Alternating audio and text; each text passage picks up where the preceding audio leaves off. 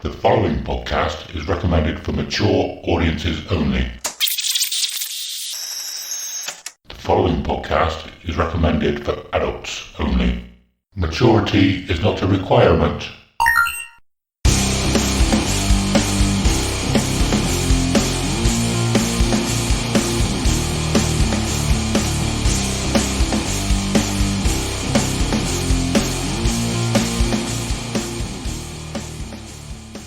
Hello and welcome to episode 21 of Dear Download, a podcast where we get to share our most intimate and treasured memories of Download Festival.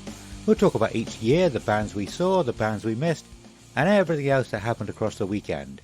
Also, we'll touch upon any news, other festivals, and the music industry, past, present and future.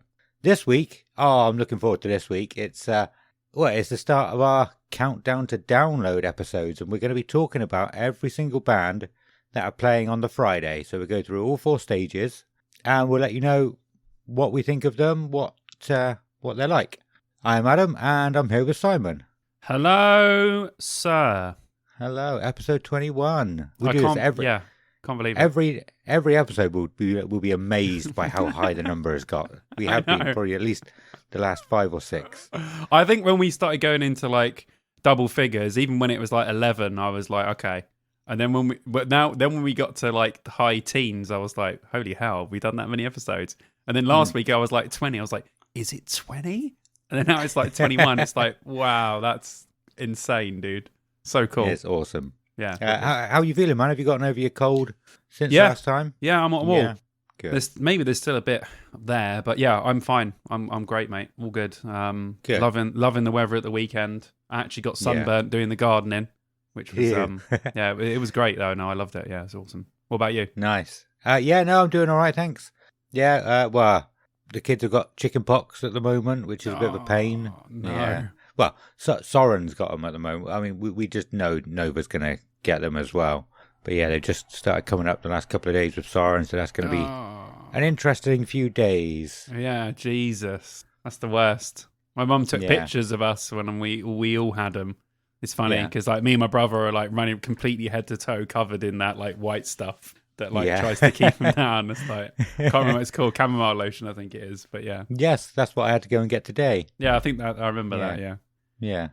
Awesome. We put the lotion on the skin. And Old school. Cool. But yeah, how's your last couple of weeks been? How have you been doing? Yeah, good. Yeah, nothing really to report. Obviously, we done a podcast with someone else last week, which was a lot of fun. Yeah. I had that in the notes to talk about, but yeah, fuck it, let's do it here. Yeah, go on. Matt Bacon from Nevermind Polly Podcast invited us onto his podcast, and that was a lot of fun. Yeah, that was good. We got to talk about. I know we don't talk about ourselves that much. We do it a little bit at the beginning, but we actually got to talk about us. And he did ask us some interesting on the spot questions that we had to come up with answers for. So I'll be actually really interested to listen to that one back and actually see how we sounded. If we didn't sound like absolute arseholes. I'm sure we didn't. No, I'm sure we didn't. No, I'm sure we didn't. It would have been nice for me, at least, to have known the questions that he was going to ask in advance. No, it was good. It was good. You done well on the spot. You done well. It was that was fun. It's nice to be invited on someone else's podcast and someone who says he's a fan of the podcast as well, which is even cooler. It's just awesome. It's so cool. Yeah, and we've done 21 episodes and we've been invited on other people's and people being invited on ours. It's all kicking off. A download's coming in like 7.5 weeks. It's all happening. Yeah. Oh, it's so close, isn't it? Yeah. But the Nevermind Polly podcast, he said after we recorded, it should be about 2 weeks. So by the time this comes out, if you're listening to it on release day, that'll be about a week and a half after. So within the next week of you hearing this, I would imagine it should be out. It's not out yet. There you go. Yeah, but it should be interesting. Yeah, I'm excited. He's not going to download. I did make sure I asked him. I think we should try and catch up with all the other podcasters. Yeah, that we've been in contact with. We'll have them all on, mate. Yeah, go meet up with them at download. All stand in a big circle, and everyone will walk past us not having a fucking clue who we are. And so, hey, do you know who I am? We should stand and watch the other podcasts on stage and just sort of boo them. Yeah, well, I did say, I made a YouTube video the other day about all the stuff that's happened to Download, and I said, from someone who does a podcast, I do not know how a live podcast is going to go down in front of drunk people. No. I personally think it's going to be an absolute car wreck, but we'll see.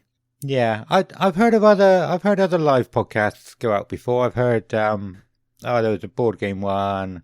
There was an escape room one, which was quite good. Yeah, but were they filmed at festivals? It was at conventions. Okay, so that's a bit different though. A little bit different, and also, well, one of them is Sappenin, who the whole thing is interviewing people, which is, I like you said, I don't know how that's going to go if they're going to try and interview somebody at the festival. Yeah, that's going to. But we'll go through that anyway. Yeah, be interested to see how that works. But yeah. It'll be. But I mean, they are quite funny anyway. They might just do a bit of a stand-up. Thing. Yeah, I'll be interested, man. Can't wait to see what they actually do. So yeah, pop my head in for that one, definitely. Yeah. Well, you just mentioned it there. I've got in the notes. There are loads and loads and loads of stuff has been added to, announced for Download. Mm-hmm. Obviously, we're getting a bit closer, so they're trying to give people as much information as they can of what's going to be happening. I don't think this is going to be a long episode as it is, so we're probably not going to have time to go through all of it. But we won't go into detail. We'll do that a bit closer. Simon did a YouTube video. Go and watch his YouTube video. I watched it. It was good.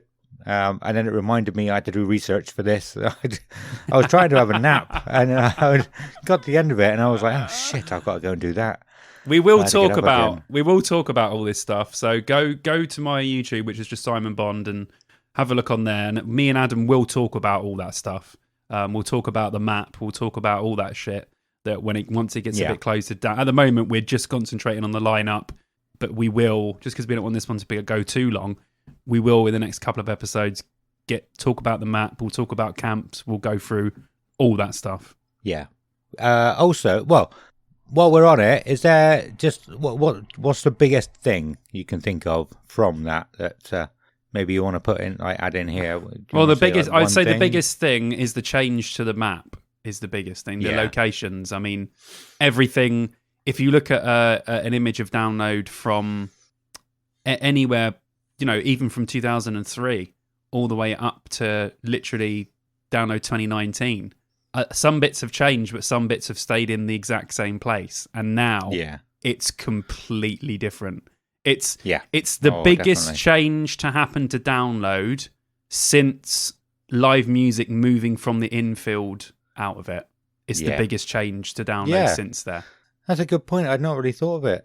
Yeah, it's a huge change. All those campsites that we used to stay on, every part on there, all car parks. The Download site itself has moved completely over to the west. It's literally like a different. It's going to be a completely different type of walking around now. It's going to be. I'm excited to see what the village is going to be like on the tarmac as well. I posted on Reddit the video, and someone came back to me and said about they say it's 10% grass, so you might be still some mud. And then I was talking to them, and I didn't think in my head, the doghouse is going to be on concrete. It's normally on grass, but it'll be on tarmac. So I said to them, now you're going to see everyone's puke everywhere and everything. And then they're like, well, at least someone won't lose their phone. And I was like, that's very true, because a lot of people end up losing all their shit in the grass, but it's not going to be grass anymore. So mud. Yeah. We'll see. It'll be interesting. Fuck, man. It is going to be very interesting. Yeah. There's one thing that I want to go over that's been announced that I think is going to fly under a lot of people's radars, and that is the car share car park. Is that something you heard of? I did not see that. Yeah, it was in a little paragraph. Everything else had little links in the writing, so you could click on it to take you to the page to give you more information. That didn't. But I learned about that in 2019 through a guy from Reddit, actually. It just put up just a little tip and said, like, if you go to the specific website, like the official website for car sharing, even if we don't have to tell too many people of this, but even if it's just you and your mates, but you both sign up and agree to car share, you get into the car share car park. Ooh. And this is fucking amazing. I'm going to show you. Where has it gone? Bugger. So I'm going to show you where we parked in 2019. I will put this up on the social media pages, Facebook, Instagram, but I'm not going to put any hashtags or anything. This is just for you listeners to have a reference to go, we might want to park there. So we'll keep this secret, okay, between me, Simon, and you guys listening. But yeah, so this is the map of 2019. You got, hang on, I need to share my fucking screen first. Yeah, I can't see it. Oh dear. Come on, right. mate. Right, yeah, click on that. Let me watch that stream, baby. Yeah, you looking at it? Yeah, got it. Okay. So obviously you got the public car park, West car park over here. Mm-hmm. This is where you went in. This is the other car park. We parked right here, about there. Oh my God. You can see. And it was literally like a couple of minutes walk from the entrance to the festival. That's where the hardcore is. So we were about 2 minutes away from that. Holy cow. Because we it was me and Jacobs. Yeah, we signed up to the official car sharing thing, and yeah, they were like, yeah, you can park here. Don't have to walk very far. Oh my God, that's amazing. That's a cheeky little idea there. I like it. Yeah, and nice. I was wondering if it was going to happen again. I don't know where the parking would be for this year. The map doesn't have any details on it yet. It's just like a basic map to show you where stuff's going to be, but there's no details on it. So once the detailed map comes out, you might be able to get an idea of where exactly it's going to be, which could be better, could be worse. You never know, but that looks pretty close. Yeah, it was good. It was a lifesaver, and especially on the way out as well. You know, it was so close to the car park. We didn't, so close to the car. Yeah, we didn't have to drag our stuff too far. Yeah, so it was good. And like I said, we'll keep that secret. I just wanted to say that because I don't think many people know about it. Even I didn't know about that, mate. Not at all. No. Okay, what else do we have here before we carry on? I think. Oh yeah, that's all we really have time to go into. Download-wise for the news, like we said, we don't want to go too much into it because we could be here for hours. But I do want to just remind everybody that we still want your audio to put into the episode that we're going to be releasing on the Wednesday morning of Download. I put a post out on Facebook and Instagram about it a couple of days ago. We've had a couple now, and one of them it was quite cool, and I think I'll say a couple of things about it on the episode as well. I'm not going to say too much. It's a long one. It's about 3.5 minutes. But it's good. So, yeah, I just want you to send your stuff in. It should be a good episode. And, you can find out how you can do that at the end of the show. What about news? Should we bring the news in? The news. Bring the news. I have no news, but bring the news in. I'll make up some news. Yeah. All of that stuff was the news. Premature news. Premature news. Book it. Yeah. Well, there's the news done then. There you go. News is over. Maybe I'll put your little news clip in here, but I'll play it backwards. Nice. I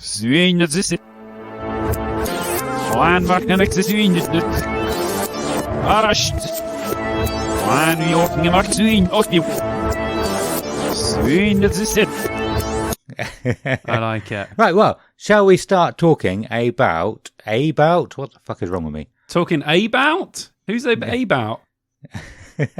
Shall we start talking about the Friday of Download then and what bands we can go and see? Yeah, let's talk about it, man. Let's go into that sweet, sweet first day of music. Awesome. Let's, Ronnie, you should probably bring us in then. Come on, Ronnie. Come on, mate. Symphony Download!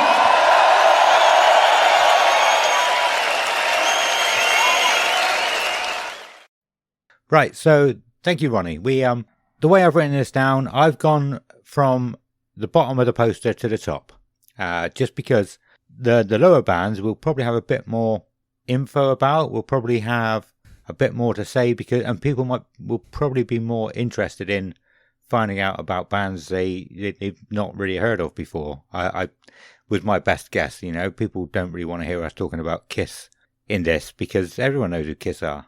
True. So, yeah, I've started from the bottom. I didn't do Tempt. I did do Tempt. That's fine. I listened to the playlists that I made a couple of weeks back, and there would have been 4, and I forgot to put a band called Tempt in. I have no idea how I missed it, and I have no idea how I figured out I missed it. But I worked it out a couple of days ago, so I put it in, and I listened to them like literally about an hour ago when I was going out to get more apple juice. Yeah. So first up, opening the Dogtooth stage on the Friday, is a band called Harriet. Indeed. Right? Yeah. Yes, I don't have the poster now. I'm just relying on my own notes. I've got mine in order. I'll tell you if it's wrong. Don't worry. You're right. Cool. Excellent. Also, yeah. So what I've done is we obviously know the Pretty Reckless and the Distillers have both pulled out. Yes. Which should have been in the news, really. But so I've also put where the band is from, just to give like an idea of whether they might pull out or not. If they're from the UK. I've done the exact same thing. Have you? Nice. I've literally done the exact same thing. And I've also put how many monthly listeners they have on Spotify. I did not do that. God, excellent. Okay, so Harriet, they have 19,577 monthly listeners and are from the UK. Yeah, sorry. The other thing I did, I was going to try and find the best little blurb about them that I could, whether that's from the Download website, their Instagram. I found out that Download took most of their blurbs from Spotify. A lot of them were just copy and pasted straight from Spotify. So I just took them. So shall I say, I'll just read them out as we go. And you said you will have... Yeah, you read your bit out and I'll give my comments. And then, cool. That's the best way to do it.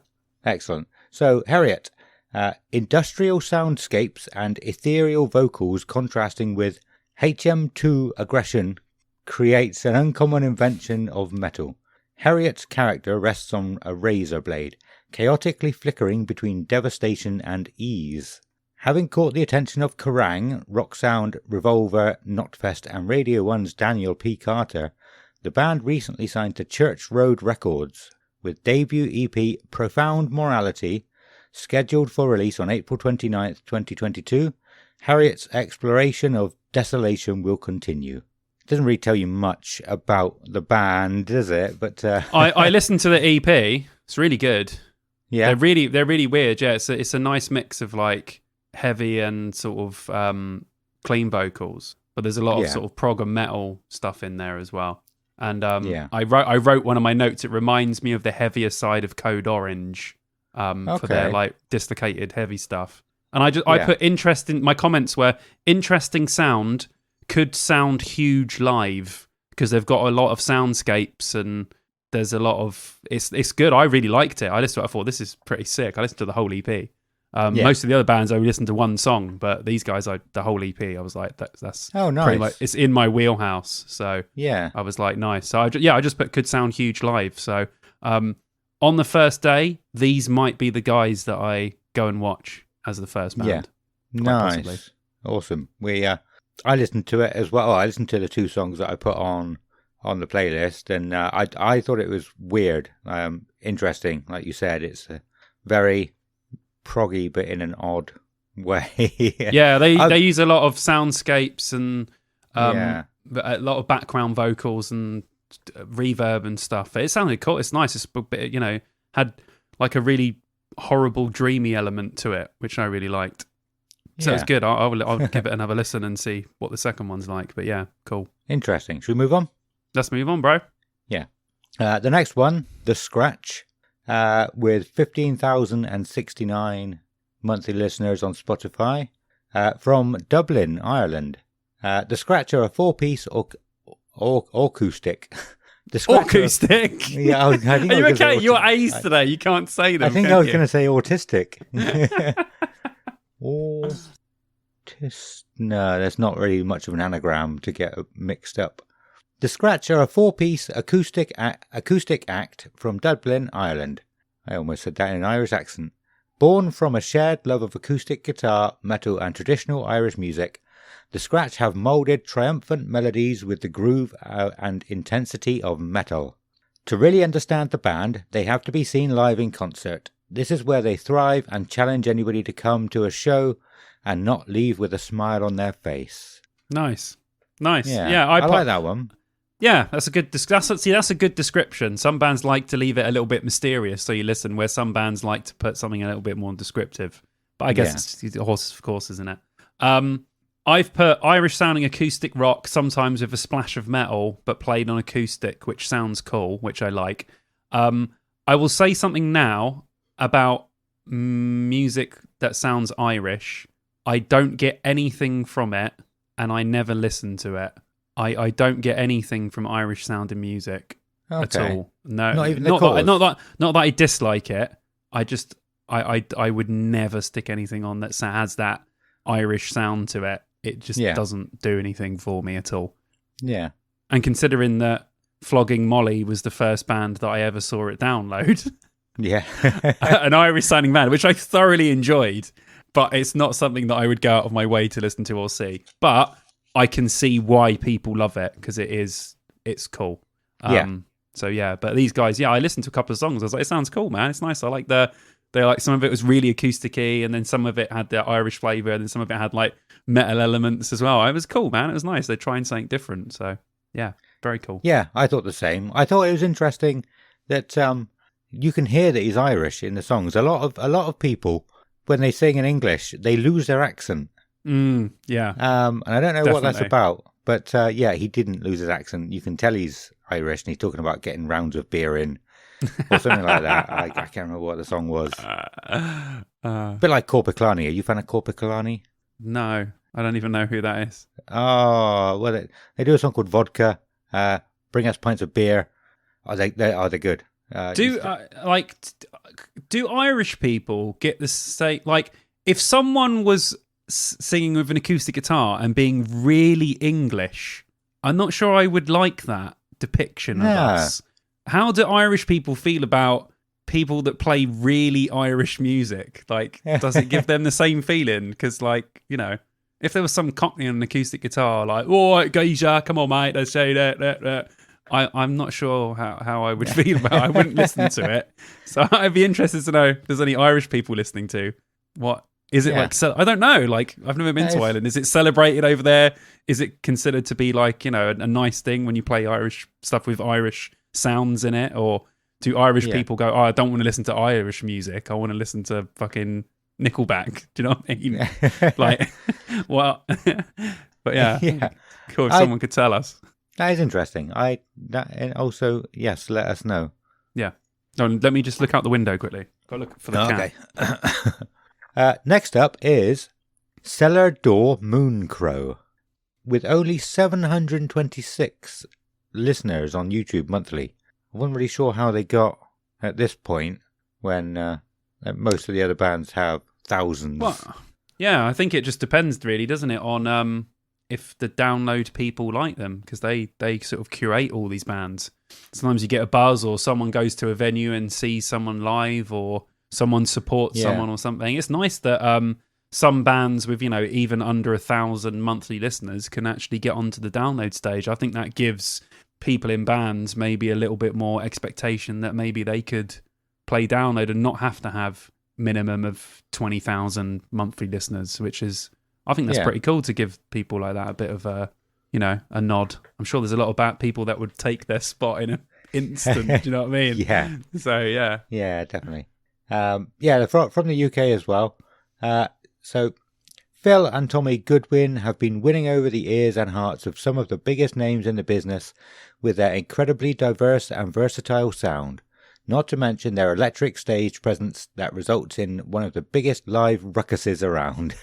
Described by BBC introducing as a blend between the White Stripes, the Black Keys and Beastie Boys, they have everything from beefy, bounce-worthy guitar work, foundation-laying drum grooves, infectious rapping, delicate vocal melodies, tranquil piano playing, and everything else in between. I don't think I heard much rapping in the songs I heard. I'm not sure though. No, I mean, I've written down I got White Stripes / Killers vibes. I got White Stripes vibes nice. because they had a real, like, that fuzzy guitar tone, like bomb, bomb, bomb, like really like riffy. So I said, I got White Stripes Killers vibes from them. They got some indie, like indie rock sound, but it was good. So I wrote would go down well live, and then my other comment was I liked it. It's not very descriptive, sorry. Would go down well live. I liked it, but I did like it. I thought it was cool. Yeah, I think there's out of the two songs I put on, the first one I heard, I wasn't too keen on, but the second one came on and it was quite bouncy. It was quite groovy. Like I did quite like that one. Yeah. Yeah, that's what I thought. That's probably the one I listened to. It had like a really groovy riff, and I was like, that's actually really good. So yeah. Yeah. Awesome. Cool. Well, next up, Dead Poet Society, 620,000 monthly listeners. Which is a lot. Yeah. That's a hell of a lot. That's a hell of a lot of listeners. Yeah. And they're from the US. 2019, Dead Poet Society enjoy their breakthrough in the US, propelled by over a dozen playlists on Spotify and Apple, and their fan-stealing performances opening for Bad Flowers Fall Tour. Ooh. Never heard of them. No. This year, the band recorded their debut album for Universal's now New York-based developing artists label Spine Farm Records. I've heard of them. That's what In Search of Sun were on. Yeah. Interesting. I don't remember much about them, if I'm honest. They sounded a bit indie as well, didn't they? I've put here they had like a heavy rock, pop rock vibe, and I said that I really like the vocals. And also they're supporting Biffy Clyro at the moment on their American tour. Are they? So I thought that was just something to note. Because they've got that kind of sort of the Biffy Clyro big rock sound, but then with like a little bit of distortion as well. But I liked it. I thought they were good. I thought the singer was really good. So I could see why they've got so many fans. Probably be pretty good live as well. Yeah, awesome. All right, should we move on to the next one? Yeah, man. A.A. Williams.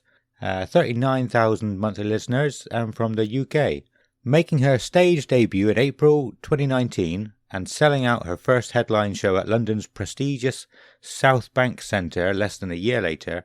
A.A. Williams has hit the ground running. Similarly, the acclaim for her performances and her music has been unanimous from the start. After one self-titled EP and the 10-inch vinyl... Is that 10-inch? Yeah, it's got to be 10-inch. The 10-inch vinyl collaboration Exit in Darkness with Japanese post-rockers Mono, the London-based singer-songwriter has signed to Bella Union and made a stunning debut album, Forever Blue. What are your thoughts on this one? It was really good. It was really different to the rest of the stuff. It was like a mix of classical, metal, post-rock. I thought her vocals were really awesome. They were really like haunting vocals. And my note was, we'll be interested to see how this goes down with the download crowd. I'll be interested to see what people's reaction is to it. Because it's cool, it's dark, and I think people will dig it, but it's not the sort of thing you jump around to. So I'll be interested to see what people think of it live, but I thought she sounded really cool. I like it. Liked it a lot. Cool. Yeah, I agree with that. Next one, Tempt.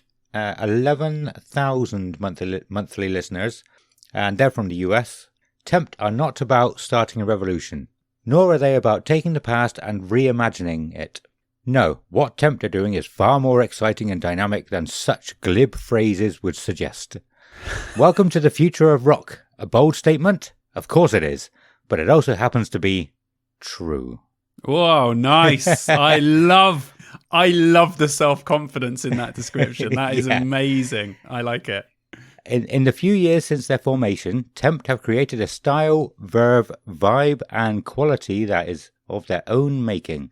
Here is what we have all craved and desired for so long, namely a band for the modern era who do not pander to trends, nor are they depending on their influences. No, here are four talents who meld and merge into something that is far more than the sum of those considerable parts. You want supreme songwriting? Tempt have it. You want stunning performance? Tempt do this naturally. You want focused energy? Tempt deliver with flowing zest. You want to rock Oh, there's no full stop there. You want a rock band who pay respect to the past, yet are striding into the future? Tempt are that band. Welcome to the new world, and this is a world that belongs to Tempt.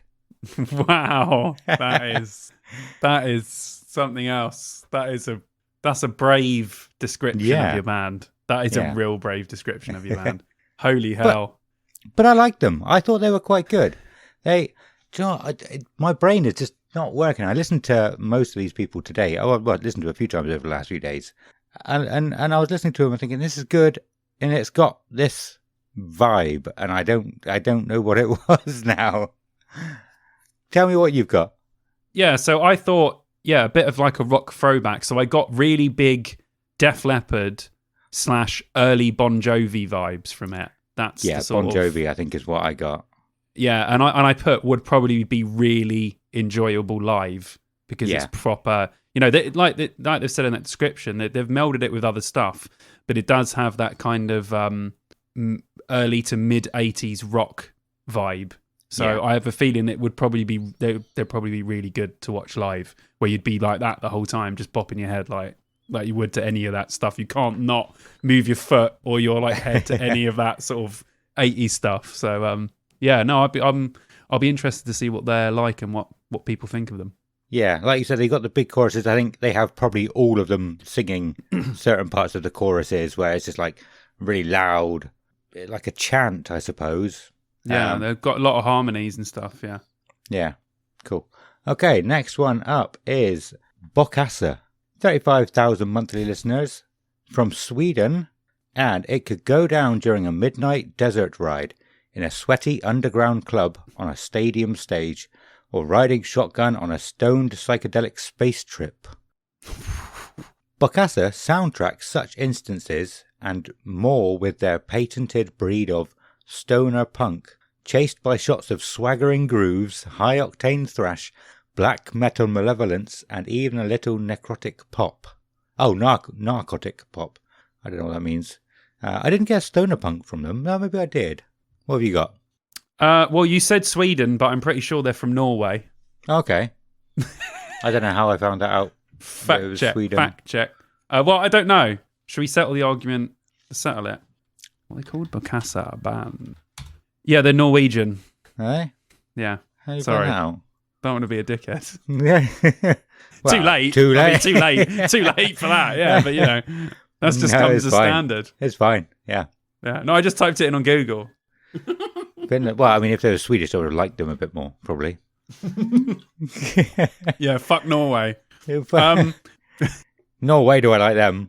No, I'm joking. If you're Norwegian, spread us around the country. We'd love it. Yeah, I got like stoner / southern rock vibe from them. But I will say this, it's good, but the same as the Irish thing, I don't get anything from stoner rock. Yeah. I don't listen to any stoner rock bands. Never have. Tried my hardest. Just not my thing, stoner rock. But I did think they were really good. And apparently Metallica are big fans of this band.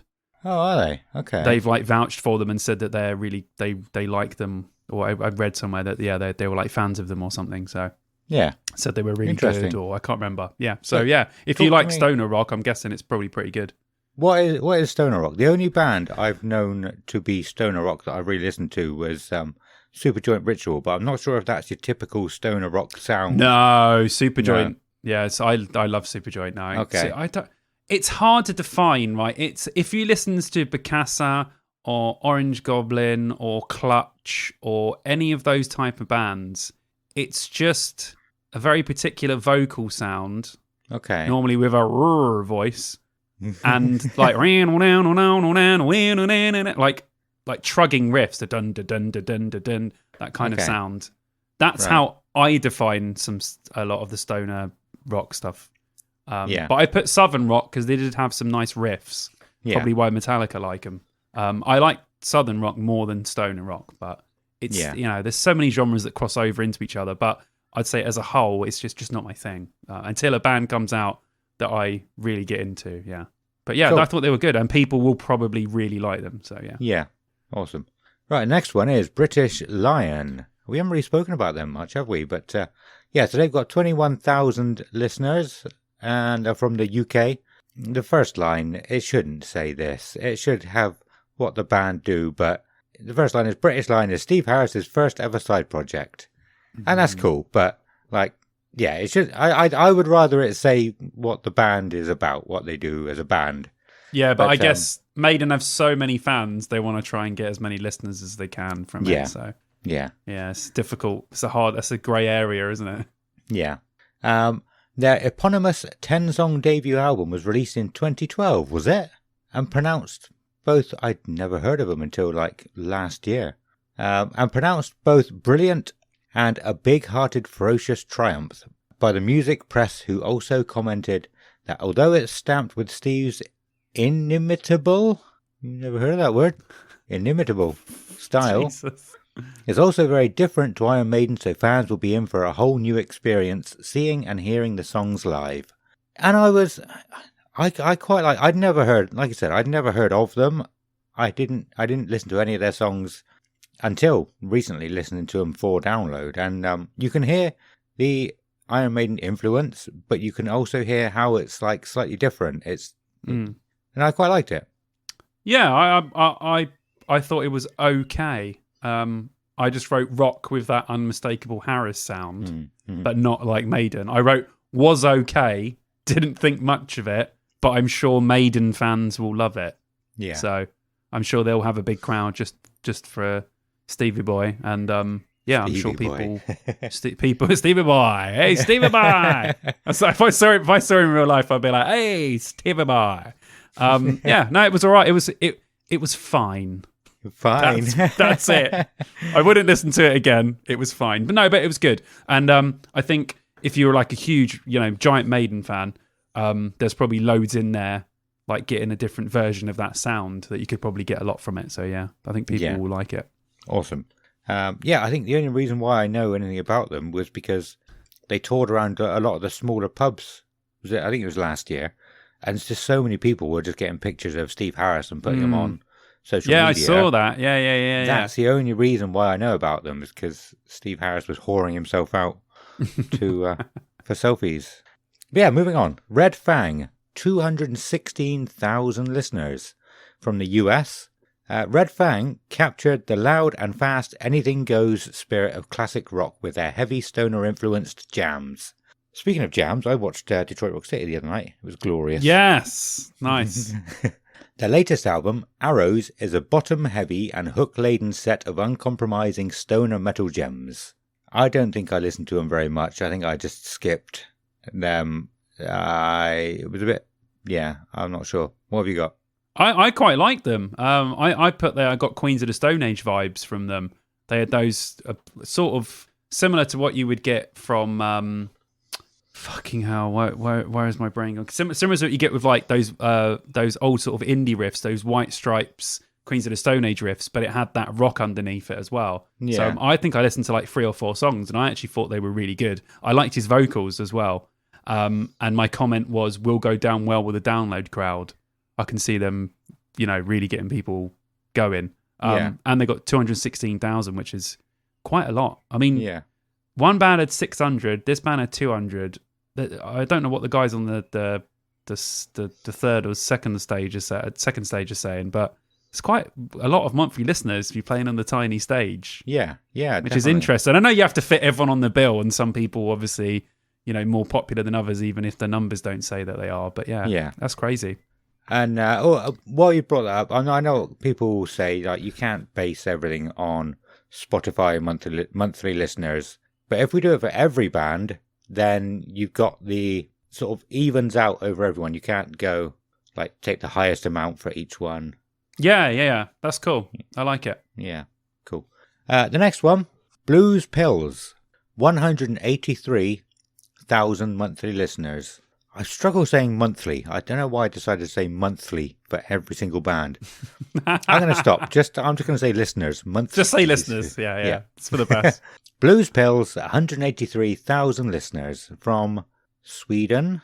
Good. Thank you. Why? Right. If you guys didn't see that, but he looked at me as he said Sweden? ? I'm Ron Burgundy? Who put a question mark on the teleprompter? What? Do you remember that bit from Anchorman? Oh, no, I don't. When someone writes, I'm Ron Burgundy, and then puts a question mark, and he's reading it, and he goes, I'm Ron Burgundy? And then they're like, why did you put a question mark? He'll literally read whatever's on the teleprompter. So he reads it as a question. That's fucking amazing. I always think of that when someone says a question to me, like with a little thing at the end, which is what you just done. But no, you're correct. They are from Sweden. Good, thank you. Well, it says it in their write-up, which as well, I noticed most bands wrote themselves, so they would have written this, and they would know if they are Swedish. They would know where they were from. Yeah, you'd like to think so, anyway. Yeah. So Blues Pills are a Swedish rock band formed in somewhere in Sweden in 2011.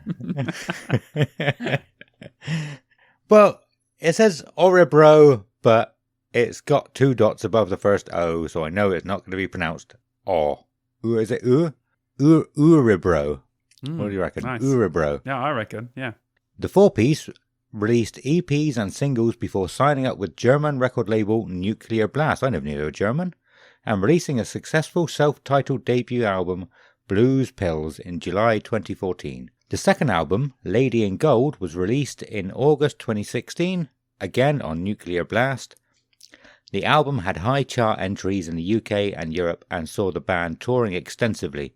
After taking a break in 2019, the band recently announced that they were working on new music to be released in 2020 and that they will return to Europe festival stages in the summer of 2020. Oh, that's an old write-up. Yeah, a lot of them wouldn't have been changed, though, would they? No, yeah. Oh, we'll come back to that as well, actually.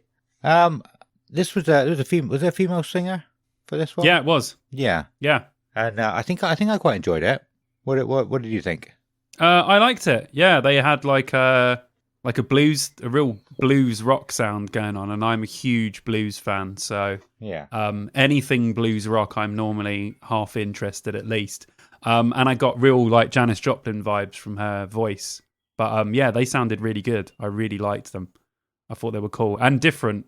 Like, it's awesome that all these bands that we've had, I know, some of them will fall into the same sorts of categories, but so far on that stage, it's a really interesting mix of bands. And even when we get down, there's a lot of interesting music on there. So it's cool. They're not just doing the whole, let's just book a load of standard rock or metal bands. They really are going through and picking some people that are different. And yeah, really good. Nice, really good blues rock. I like it. Yeah, I think it'll be great.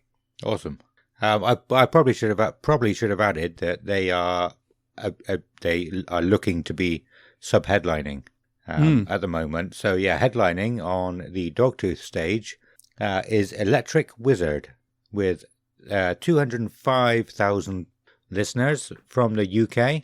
And Electric Wizard are commonly and rightfully referred to as the heaviest band in the world.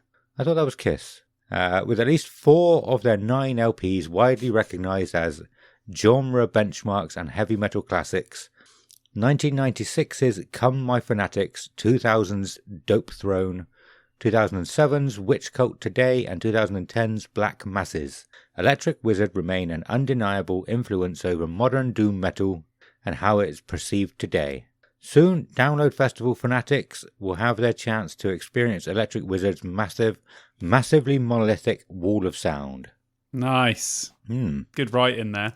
Yeah. I had heard of them before this. I'd not really listened to them. I knew they had been around for a long time. I didn't know they were doom metal. I didn't know doom metal went back that far. Yeah, well, Sabbath is classed as doom metal. Are they? Yeah, definitely. They invented... I didn't know that. Those disgustingly doomy riffs, man. Yeah. It's all Sabbath, baby. Yeah, maybe I got a bit too sad while listening to it, so I was like, I ain't got time for this shit. No, I didn't know that. So the first doom metal band I ever heard of was Paradise Lost. I didn't. Yeah, they got doom in there. They're not all doom, but they definitely have it. Yeah, some doomy stuff. Yeah, yeah. But yeah, dude, Sabbath are like the godfathers of doom. Those horrible doomy Iommi riffs. Yeah, definitely where people took it from. Yeah, excellent. Well, I did not enjoy this at all. I You know, I was even embarrassed to have it on in the van while I was at work. So if I'd stopped, I'd make sure I turned it off so people couldn't hear it through my open windows. Really? Yes, really. I did not like this. Is probably my least favorite band from this stage. On the Friday, yeah. Holy hell! Definitely not mine. Maybe I picked awful songs to put in, but for all these bands, I just picked the top 2 songs that were suggested. Oh, okay. Well, that doesn't. Yeah. Well, I listened to a bit. Sorry. Go on. You were still talking. No, I was done. Oh, okay. Maybe. Yeah. No. Well, I'm the opposite. I thought they were amazing. Yeah. They're a band name that I've heard for years and seen around for a really, really long time, but I've never taken the time to listen to them. Yeah. And I don't know why I didn't, because it was, like doomy, bluesy metal. I loved it. I put big Sabbath vibes, big dirty sound, distorted vocals, would sound great live. Absolutely loved it. So, if a certain band weren't playing the main stage at the same time, I would definitely be watching these guys. Let's just say that. I would definitely be watching these guys. But yeah, awesome. So that's weird. We're opposite ends of the track on that one. Yeah. You were embarrassed. That's how much you hated it. And I loved it. That's really weird. I don't think me and you have ever come that far on a band before. No. We always like something, or if you don't like it, I like this or you like that. But we've never been that far apart on a band before. That's crazy. Yeah. So the 2 songs I put on the playlist were Funeralopolis and Dope Throne. I don't know if they mean anything to you if you listen to them enough to take in the song names. I can't remember the names, no, but I'll give them a listen and see. But what I listened to, I thought was excellent. So crazy. Yeah, maybe I got the wrong band. No, I'm sure it was the right band. Moving on to the Avalanche stage, this next band is a band called Animalia. I'm not really sure how it's pronounced. There's 2 I's after the N. I don't know. I've never seen that before. Yeah, it's kind of like if you have 2 U's, it's either vacuum or continuum. You should be one or the other. I don't know. But they actually, so they're not on the poster. They won their slot through Kerrang Radio's The Deal. And all I could find out about them was it said they're opening the Avalanche stage. So I'm assuming it's the Friday. But it's actually quite cool what they won. So I've written down the post, written down what they actually won as well and what the competition was. So from over 1,000 bands who entered the competition, Animalia have emerged victorious through the public voting stages and were chosen from the final shortlist of 10 by a panel of judges from Kerrang Radio, Marshall Records, Download Fest, and Long Wave Romesh. Don't know what that is, that last one. But yeah, it says, we were blown away with the quality of entries, so thank you to all the amazing acts who entered, and congratulations to the 25 who went head-to-head in the public vote. We've no doubt we'll see you doing great things in the future. Our winners, Animalia, have won a fantastic prize. They've won a deal with Marshall Records. They will record a 5-track EP with Grammy-nominated producer Long Wave Romesh, who did stuff for Bring Me the Horizon and Motorhead.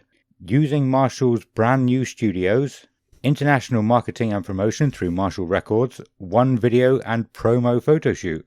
And on Kerrang Radio, they'll have on-air support, a playlist of songs, and a takeover of the station. That's quite cool. I didn't read that before. And for Download Festival, it says, open the Avalanche stage at Download Festival 2022. That sounds amazing. Yeah. Like, being a musician, I would love to win that in a band. That's loads of awesome shit there. That's cool as fuck. Yeah, definitely. That's really cool. Yeah. But I couldn't really find out much from their social medias, much about them. I think, I know it says they're from the Southwest. I think they're from somewhere near me because I got a couple of friends who have been sort of sharing their stuff. But yeah, all I found was Animalia are a heavy alternative rock outfit based in Southwest England. What were your thoughts? Yeah, it's really good. Yeah, it was proper, like, heavy alt rock. I liked it. There was really big riffs, and I loved the fuzzy bass sound as well. Yeah, they were cool, man. That's awesome. Yeah, that's very, very cool. I could see people really, really liking them. So hopefully all that stuff that they've won actually goes towards them getting bigger and progressing. Yeah. So it'll be, there's some really awesome stuff there. So they could get some fantastic contacts from doing all that. So be interesting to check on them in like a year's time and see what happened. Yeah, definitely. And I was surprised that their music on Spotify sounded so good already. There are some bands on. I don't think any on the Friday, but some of the other bands Download that I've listened to it just sounded awful. And I thought, this probably would sound good live, but I can't get into their recordings. Yeah, their on production Spotify. is already not bad. Yeah, it was good. But it was good, really good. Awesome. Well, next up, one thing I've just remembered for what else I did, or just realised what else I've done. I have compared the posters to the 2020 poster and 2021 poster. There weren't too many changes on the Dogtooth stage, so I didn't really say anything about that. I think the only one was J.J. Williams, I think, was on 2020 and 2022. Not J.J. Williams, it was A.A. Williams. J.J. A.A. Williams. Yeah, J.J. something was on 2020 and 2021, but not on this one. 2022. So okay, the next up is a band called Press Club. They were on the bill in this slot in 2020, and then Wargasm were 2021, and obviously I think they've been moved up. Have they? They've been bumped up? Or they're playing on the main stage. Yeah. they're kicking off the main stage on the Sunday. Of course, yeah, because this was before they were massive, before they played the pilot. Yeah, the 2020. Well, we actually gave some insight into what we think of Wargasm on the Nevermind Polly podcast. Yes. And we talked about that was after we finished recording, I think, wasn't it? Was it? I think so. We'll have to find out. I don't know. Did we not put that in? I think we were just talking about them in general. Was that not on the podcast? Maybe we were. I can't remember. I can't remember either. We were talking about Wargasm. So, yeah. If we don't have our thoughts on that, we'll talk about them when we get to them on our build-up, which is they're playing on the Sunday. So absolutely. We'll get there. Well, so Press Club, they have 33,000 listeners and are from Melbourne, Australia. Late Teens by Press Club is what happens when 4 musicians from Melbourne, Australia come together to create a body of work entirely devoid of outside influence from record labels, producers and the like, being answerable to only themselves. Over 6 weeks, the band took over bass player Ian McRae's house in the town of Brunswick East, converting it into a temporary songwriting sweatshop where the band wrote 40 songs that were distilled into the dozen that make up the track list on the Late Teens. I'm assuming that's an album, yeah.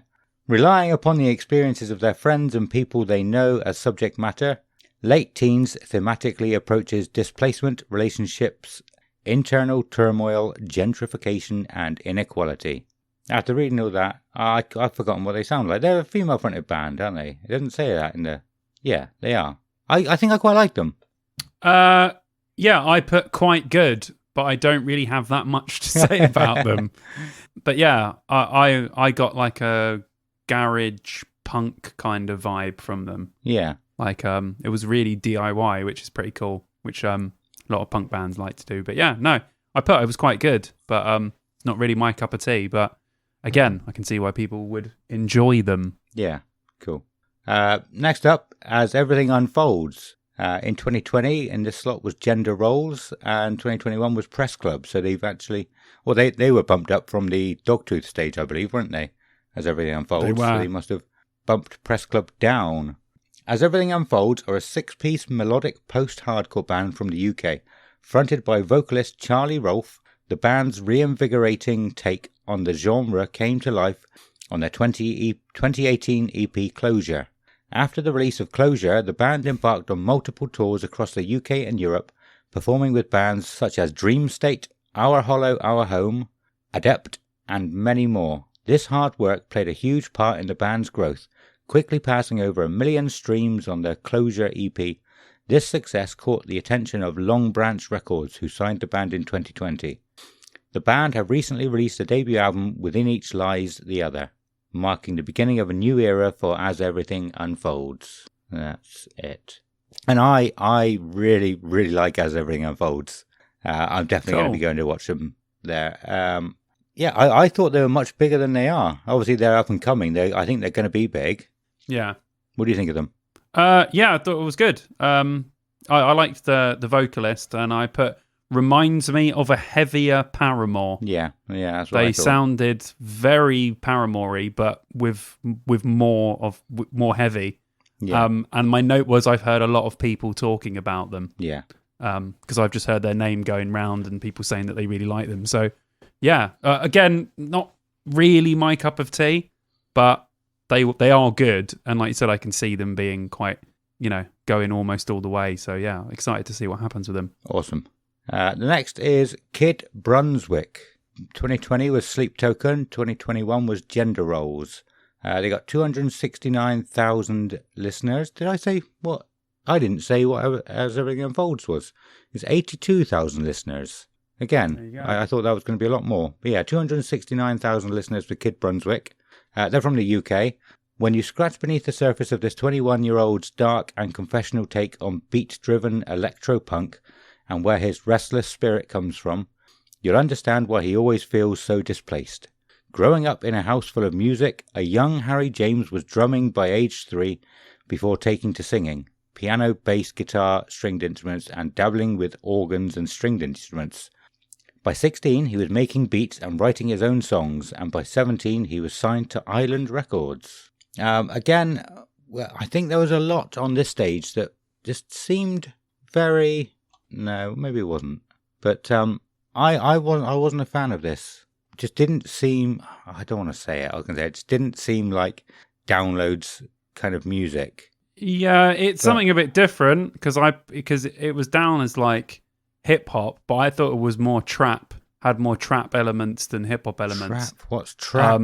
I don't know what trap is. It's just loads of fucking closed hi-hats. Okay. loads of that shit. All that kind of stuff. I mean, I liked it. I like a lot of that sort of stuff. There was a bit of rock in there as well. I listened to a couple of songs further down which had a bit of like heavy guitar in them. Yeah. It was weird that they said that he's from the UK because it does not sound UK at all. This sounds straight up American. Yeah. Like proper American trap stuff. And I've put in it, some of it falls into a similar category as Youngblood because there's a little bit of rock in there, a little bit of hip hop and stuff like that. And I put it's all right. It's not, I didn't enjoy it too much, but I can see, again, why people would. It is sort of in my wheelhouse, but I might give it another listen and see how I feel. But yeah, it's different. There's a lot of different stuff they've put on, and you'd be surprised how much the hip-hop and trap and stuff falls into the rock music kind of stuff now, Yeah. So, especially with bands like Bring Me the Horizon and stuff, where they're mashing just fucking everything together. Yeah. And they're doing songs with Youngblood and all these other musicians that are doing all this stuff. So the lines in music are becoming more and more blurry these days. Yeah. It's more and more hard to define. I know we're doing it now, but it is more and more hard to define bands now. Yeah. They really are throwing everything at the wall and seeing what sticks. So I'm fine with it being a download. I've got no qualms with that. But yeah, something a bit different. Yeah. Okay.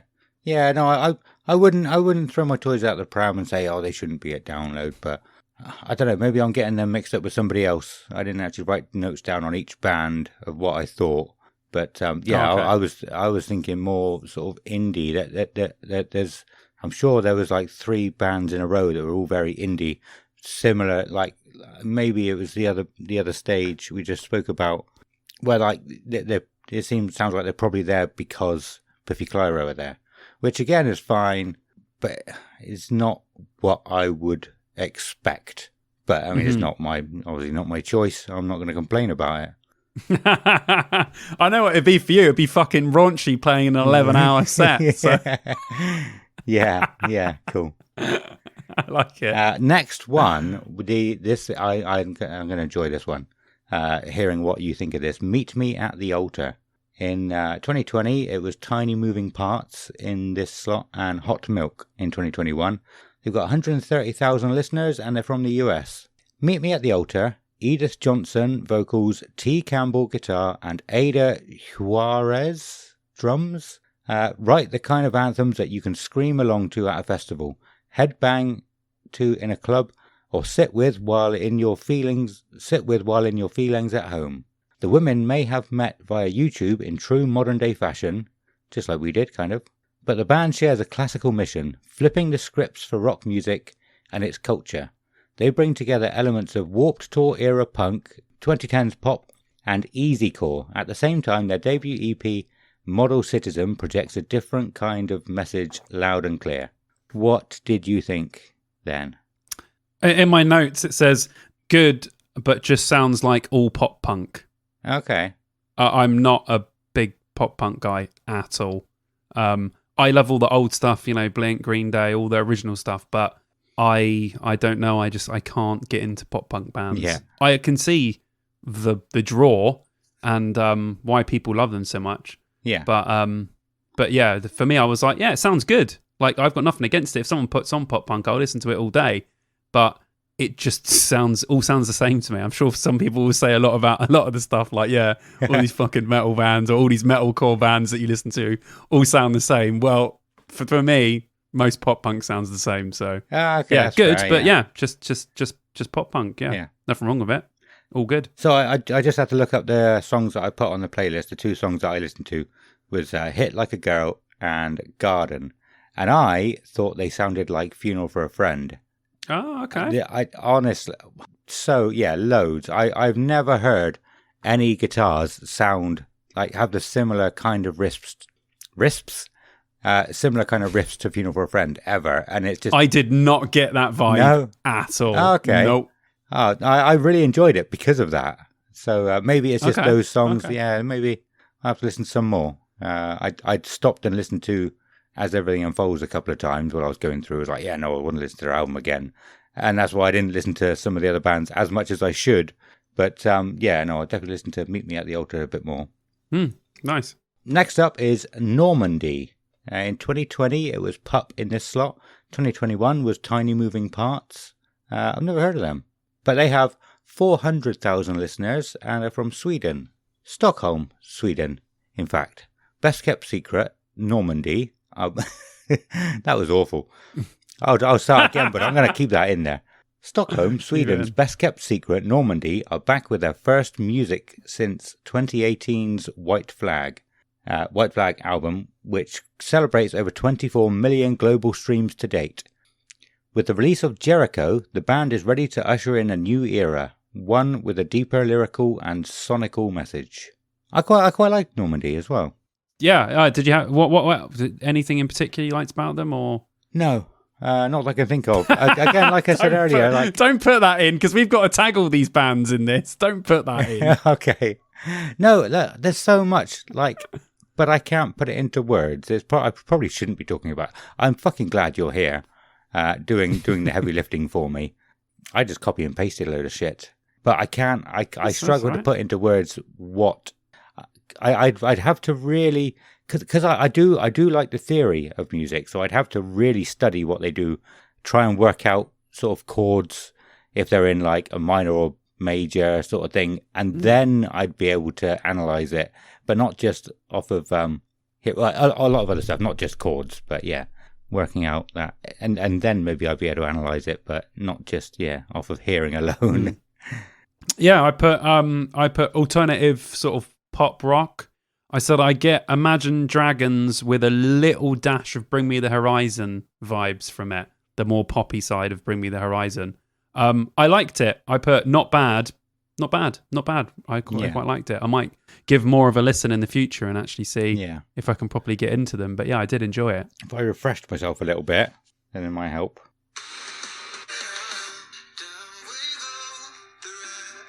Yeah, no, I really like this. It was really good, but I still don't know why. I can't explain why. Next up is Sleep Token. In 2020, and this slot was the Menzingers, and 2021 was Sleep Token, so they've been there for a while.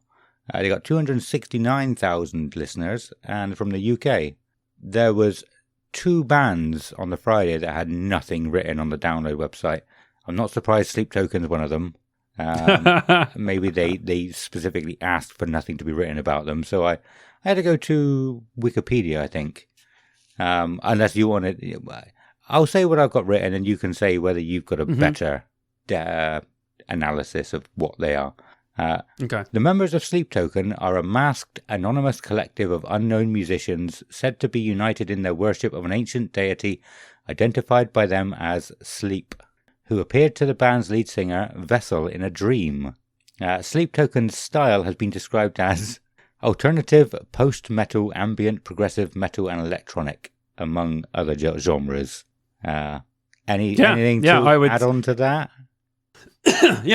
Progressive metal. There's a bit of ambient in there, a little bit of alternative, electronic, doom. They're a bit of everything. They really are. They have beautiful piano pieces where Vessel sings like an absolute angel, and then they have the most disgusting breakdowns I've ever heard. It's literally everything in between. This band are not afraid to do anything, but it is hard to put them in a category because of that.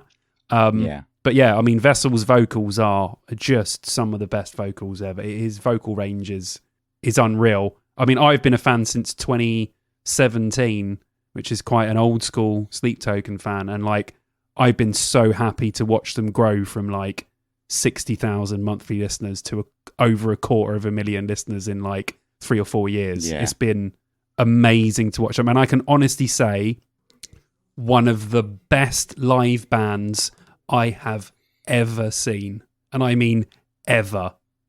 Like top list. They are, his vocals live are, I remember watching them in 2017 with Alex, and for the entire gig we just stood there with our mouths open, just looking at each other, just going, what is happening right now?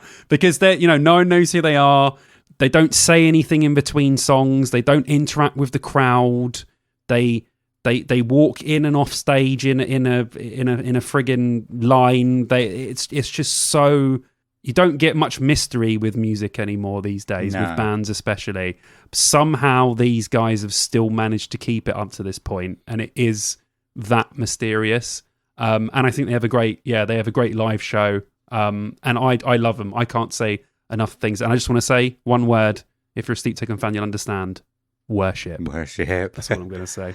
See, yeah, no, I was not a fan, but the way you've just spoken about them again just makes me want to give them another chance, even though I've given them 2 already. and this is why we say to you guys to talk to your friends more. People don't talk about music. Well, from what I've observed, people don't talk about music enough anymore.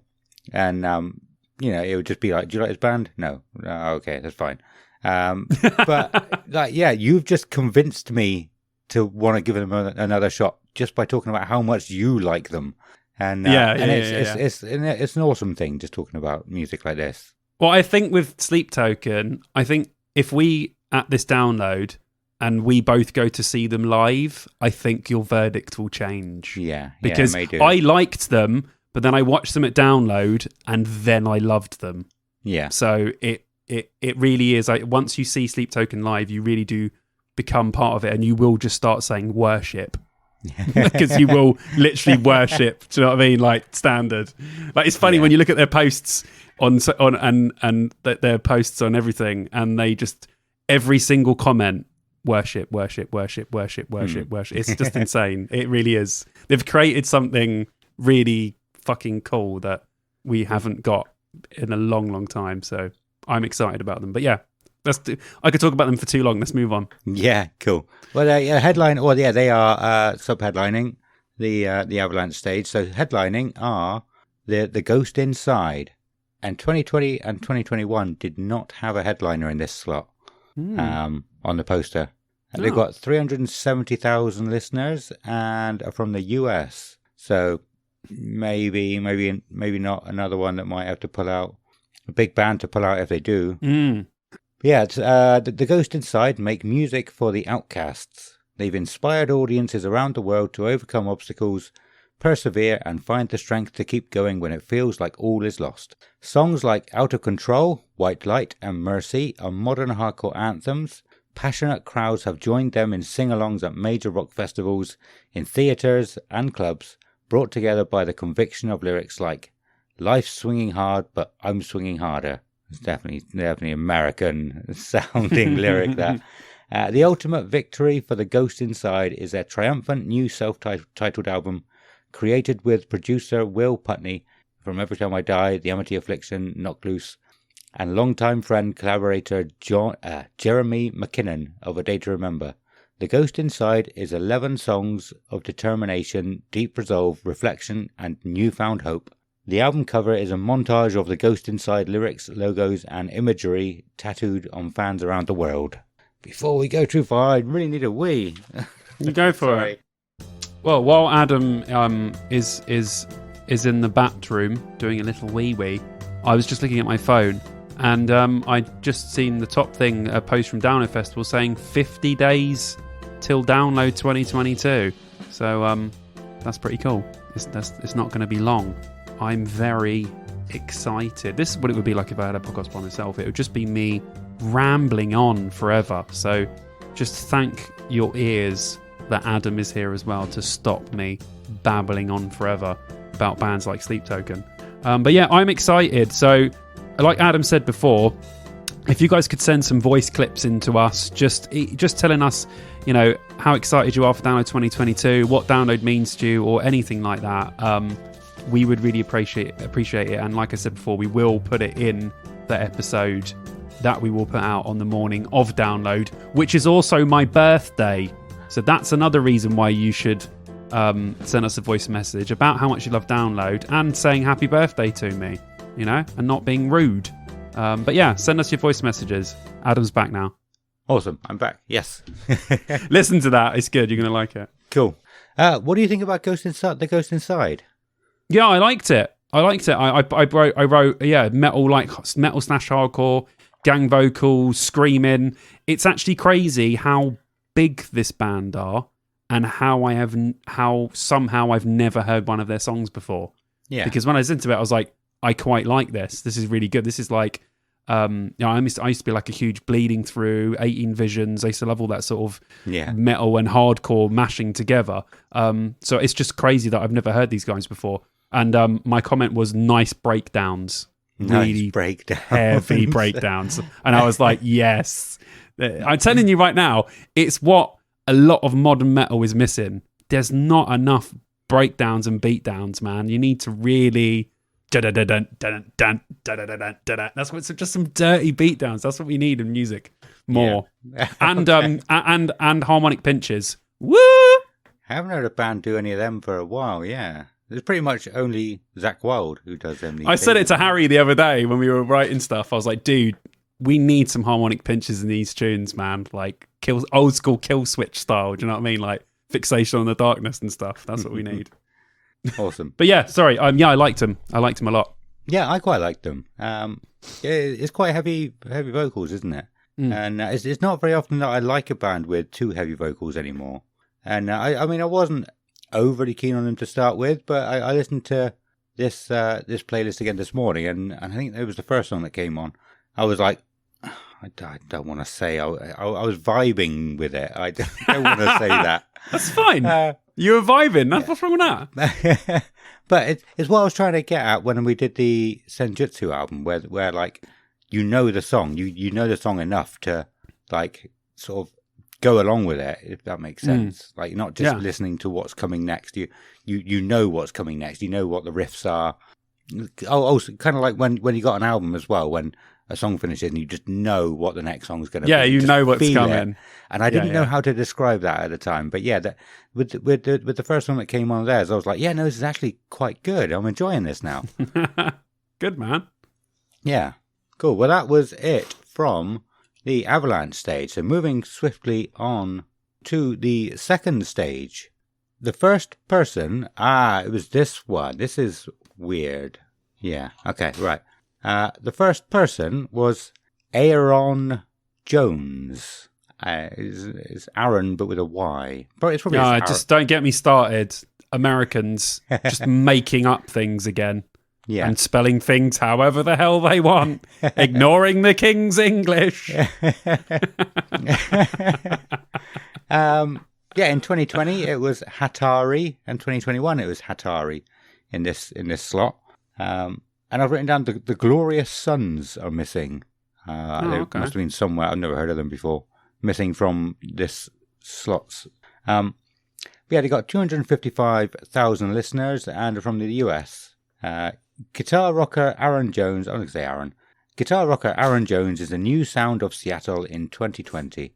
The gritty, genre-blending artist is an amalgam of the incredibly rich history of the city, from Jimi Hendrix to Nirvana to Sir Mix-a-Lot, who produced Jones's first independent record.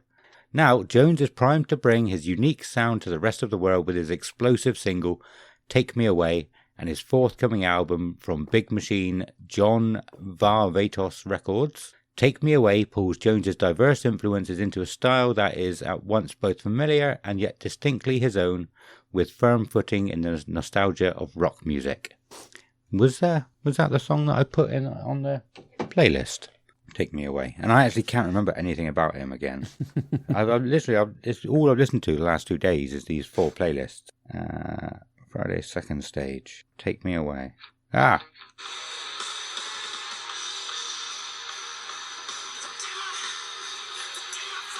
So I just want to say this outright. He gave me a Michael Jackson feel. He sounded a bit like him.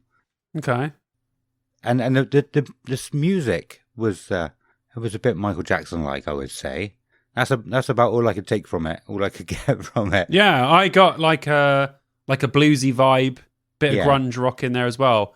And I really liked the production, and it had some really nice guitar riffs as well. I think he plays guitar. Yeah. And he had some really nice bluesy riffs. I was like, that sounds pretty cool.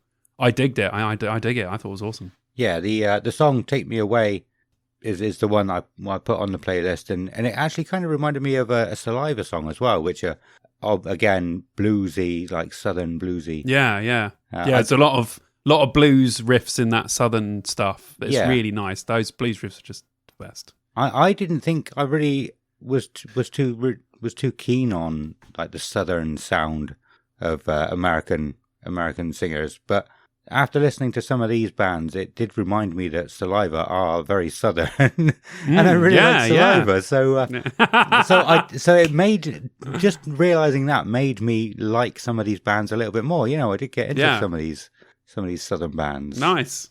Yeah. Next up is Skinned. It's S-K-Y-N-D. I assume that's Skinned. In 2020, it was Amaranth in this slot. I'm gutted they're not there. 2021 is Miles Kennedy and Company, with 117,000 listeners from Sydney, Australia. We all conceal something behind the earthly facade? Facade? F-A-C with a little... Wait, who are we talking about now? Skinned. Okay. Did you want to talk about the other one a bit more? No. Sorry. I just got lost. Yeah. F-A-C-A-D-E. Is that facade? Facade? I don't know what that is. Know. We all conceal something behind the earthly word I don't know how to pronounce. Facade, I think it is. We show to the world. Maybe it's an unspoken fetish. Perhaps it's a covetous urge. Or it could just be the kind of darkness we acknowledge in passing. But don't dare reference out loud. Skinned, peel back those layers and uncover what lurks beneath in all of its painful glory. The industrialized gothic electronic duo, Skinned, lead vocals, and Feather, producer and multi-instrumentalist, exercise beauty by bloodletting as they mine some of history's most baffling, bizarre, and brutal crimes across their Chapter 1, 2, and 3 EPs. Now, Skinned were weird. I don't know, I just got like a jungle kind of feel from them. I don't know if that's right. I did not get a jungle fucking vibe from there. Some kind of music you would expect to hear at a rave, maybe. Yeah, it was very industrial. Had a real industrial, old school goth industrial vibe to it, which I loved. Yeah. Electronic, trap vibes. There's even a bit of Sleep Token sort of dashed in there. Trap vibes. I don't know. I don't know what trap is. Well, I'll play you some trap after, and then you'll understand what it is. I'll suggest some trap artists to you. Really strange vocals. Really ominous, weird. I loved it. I loved it. I thought it was. It just shows you how much of a goth I am. Everything we've talked about that has had any sort of thing that's been dark in any way is the stuff that I normally enjoy the most. Which is weird because I don't know. I just like that stuff. I like exploring that side of music. But yeah, I loved it. I thought they were awesome. If the main stage is pretty stacked, but if there is no one else on that I want to see, I will probably go and see this band. Yeah. If not for just curiosity for anything else. But I really liked them. I will be listening to them again. Cool. Next up is Miles Kennedy. Miles Kennedy. Who's he? His brother. Miles Kennedy and Company. 2020 and 2021 was Lacuna Coil in this slot. They're playing anyway, aren't they? Yeah, they are. He's got 90,000 listeners and from the US. At this point, Miles Kennedy's voice precedes him. Certainly, it courses through 6 chart-topping albums from gold-selling rock juggernaut Alter Bridge, 3 records with Slash and the Conspirators, 2 albums from the Mayfield 4, his 2018 solo debut Year of the Tiger, and guest appearances for everyone from Disturbed and Hailstorm to Government Mule. Sevendust... Oh, yeah, there's a page break. Government Mule, Sevendust, Mark Morton, and Daryl DMC McDaniels.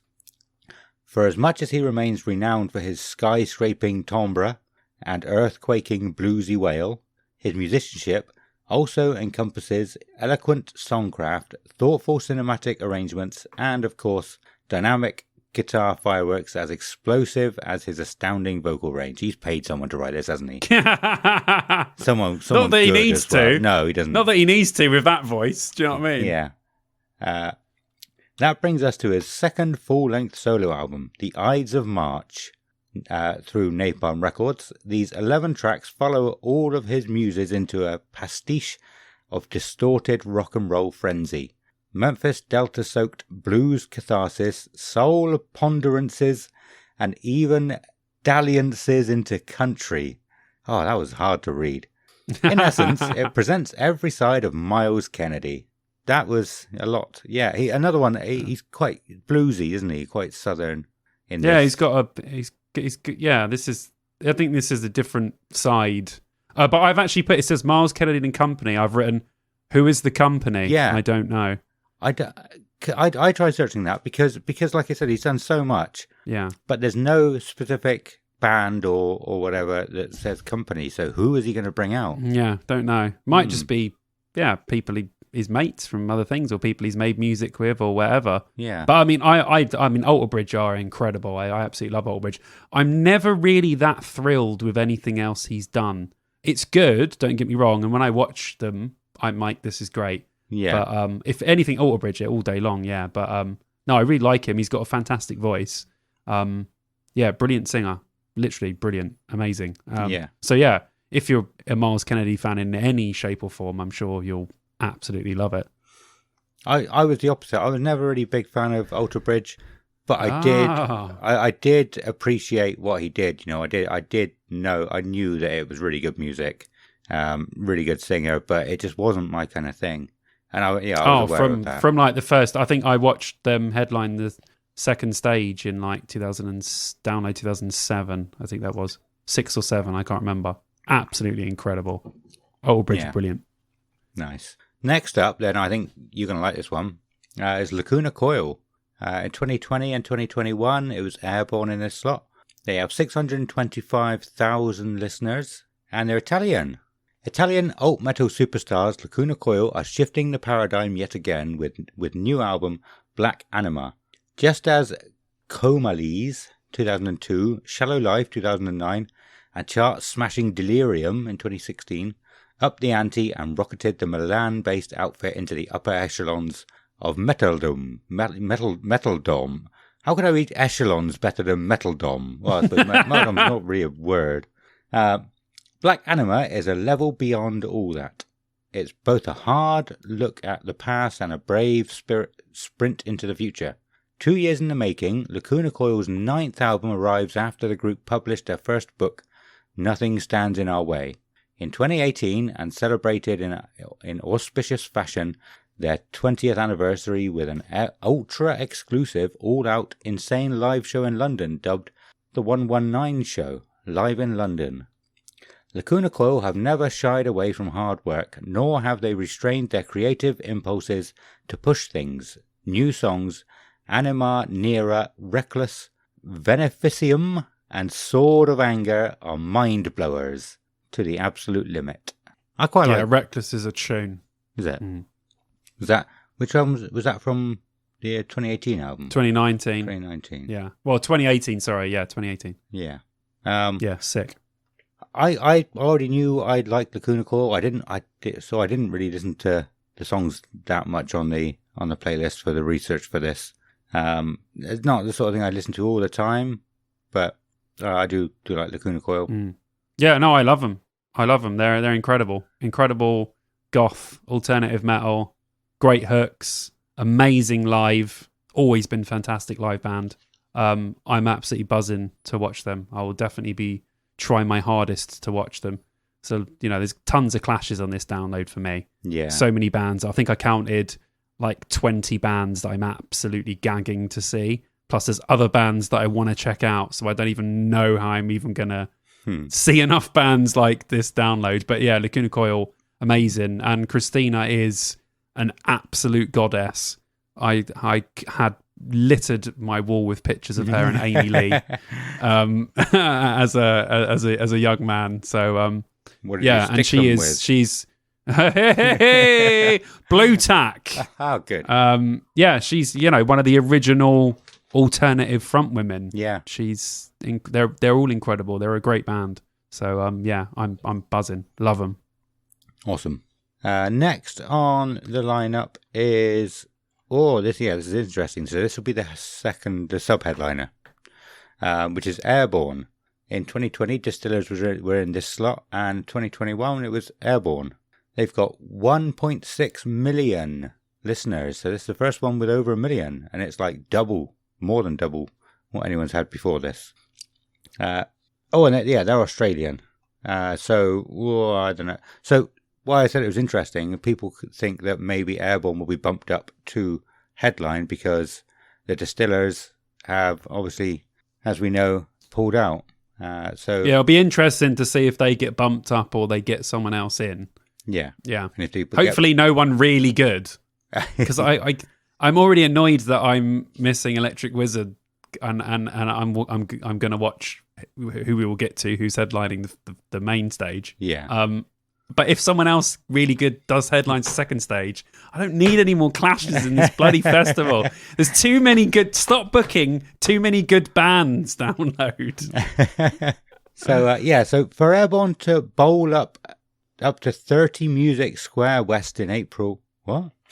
I don't know. That is not a sentence. Is that what they've written? Blow up. It's probably meant to be blow up. To know. For Airborne to... bowl up to 30 Music Square West in April of this year with no songs cast in stone. Just a pocket full of riffs and a burning desire to make the truest rock and roll record of their 16-year career took a certain chutzpah. I don't know what that is. Then, and a lot of balls. But history shows Airborne never have backed down from a challenge. Waiting for them in RCA Studio A was 6-time Grammy Award-winning producer Dave Cobb, best known for his work with country superstars Chris Stapleton, Brandy Carlisle, and Sturgill Simpson. Cobb had, for some time, a cob on. Oh my God, that's terrible. It didn't say that. Cobb had, for some time, been itching to record a full tilt, earth-shaking, balls-to-the-wall hard rock band. The kind of band which had set his pulse racing as a teenager growing up in Savannah, Georgia. Within minutes of Airborne setting up in his studio, the 45-year-old producer knew he'd found his men.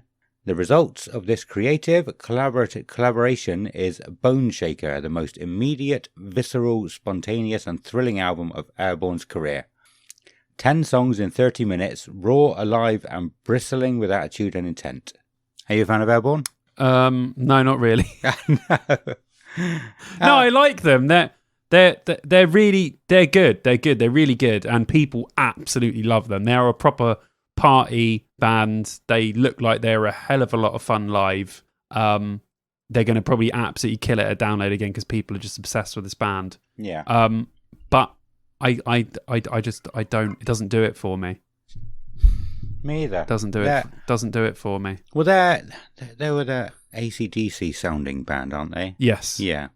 And I'm not a fan of AC/DC, so I wasn't really a fan of this. You know, I did make me think though. Like, obviously being a huge Iron Maiden fan, I know Iron Maiden and Metallica have always been kind of similar. You always hear new thrash bands. You hear new bands that are doing not similar things to Iron Maiden, but like doing the same sort of solo harmonies, whatever. Yeah. But it was a long time before I heard anybody trying to sound anything like AC/DC. That's very true. So that was interesting. Yeah, like it was a bit of a shock when there was a few bands that came out that were similar. I was like, yeah, it's good. But there might be a lot more, but I don't know because I'm not into that side of the music. Yeah, you're not going to delve any deeper into it. On the surface, that's what it looks like, but it might not be. But no, they're cool. They're good. Yeah, I don't have an issue with them at all. I think they're pretty cool. Cool. Well, the only other one were with the Distillers that I've got written down, but they're not playing anymore, so we won't talk about them too much. But it was meant to be the Offspring headlining in this slot in 2020, and 2021 didn't have anyone in that slot. And in 2022, the Distillers only have 385,000 listeners. Mm-hmm. So that is like a hell of a lot less than Airborne. Yeah, I think that just for the name, though, the Distillers, and they're a very well-known band, aren't they? So. Yeah. In fact, I do have a prediction of next year, which I was supposed to say at the beginning of the episode. Yeah, nice. I'll say it at the end of this, and I'll stick it in at the beginning because I want to get it out. Okay, so the main stage, this is where the money's at. The first band, I don't know why I said that. The first band playing is Wayward Sons. 2020 and 2021 was Wayward Sons with 20,000 listeners from the UK. Reset the counters. Toby Jepson is back with Wayward Sons, his brand new band, and Ghosts of Yet to Come, his first new album in over 20 years. Before I go on, do you know who he is? No idea. No, okay. He's back. He's back. No, he's back. After the incredible success of Little Angels, a number-one album, millions of records sold, massive sellout shows, and numerous hit singles, Toby has been busy these past years in movie work, performing with Fastway, Gun and Dio's Disciples, and producing albums for numerous bands, Saxon, Fastway, Virgin Marys. His heart, however, is always in writing and performing, and so the concept of Wayward Sons was born. A new band built for playing live, a new direction with Toby's songs centre stage, and a new album signed to Frontiers Music SRL, with all the hallmarks of a great debut. I think this is the one I was thinking of where it had a lot of the bluesy stuff. Yeah, they're awesome. They were bluesy, weren't they? Yeah. I've had a few Wayward Sons songs on my playlists for quite a while. Yeah, they're really good. They're awesome. Really, really good songs. Yeah. Really good classic like riffs. And my note was a good way to open up the main stage, I think. Yeah, I think so. Cool. Well, let's move on quickly. Theory. This is interesting. Yeah, so this is Theory of a Dead Man, which I've heard a lot of before, but any idea why they changed the name to just Theory? I have no idea. I definitely did not listen to Theory of a Dead Man. No. And definitely just listened to a band called Theory. Yeah. Well, yeah, it's 7th fellow. So this is what I took from their website. Actually, when I was making the playlist, I made sure I clicked on the little buttons for Facebook and Instagram going through to their specific pages, and it was Theory of a Dead Man. It can't be, because they're still called Theory of a Dead Man on Spotify. On their social medias, they just refer to themselves as Theory now, and I don't know why. Oh yeah, on their album covers it just says Theory. I don't know. No. I was obviously very confused. I didn't listen to Theory of a Dead Man. Right, let's give a band a bit of a shout out. Here we go. I'll tell you who I listened to. I listened to the very small I was miffed by this one. The very small Danish metal band called Theory. I'm going to check them out. They should probably and be... they only have 179 monthly listeners. Well, I think they'll be the new raunchy of the Danish. They could be, yeah, they could be. Yeah, they were good. Oh, were they? Don't listen to Theory of a Dead Man. They've got 3 million listeners. They don't need any more. Listen to the Danish band Theory. Okay? That's all you need to listen to. Just type in Theory. They're the second one on there. Hey. And, yeah. It's going to be the secret band. People are going to think Theory of a Dead Man are playing and Theory are going to come out and we'll be like, yeah, we're the fucking secret band, motherfuckers. Yes. I love it. Awesome. Well, yeah, like we said, Theory, obviously something happened to make them want to drop Of a Dead Man. It could have been something tragic. It could have been something massive. So not going to go too much onto that. They obviously have the reasons from, like you said, 3 million listeners from Canada. Los Angeles-based Canadian band Theory consistently deliver undeniable anthems rooted in scorching songcraft, experimental vision, rock and roll attitude, and clever pop ambition. In addition to selling out shows worldwide, they've toured with everyone from Alter Bridge and Bush to Stone Sour and Big Wreck and more. Theory's 7th full-length offering, Say Nothing, on Roadrunner Records or /Atlantic Worldwide, marks the start of a bold new chapter introduced by the 2019 single History of Violence. Next one, Buried Tomorrow. I don't remember. I listened to them. I don't think... Did I like them? I need to find them again. I've never really listened to much for Theory of a Dead Man. Did I get down this far? Yeah, I must have.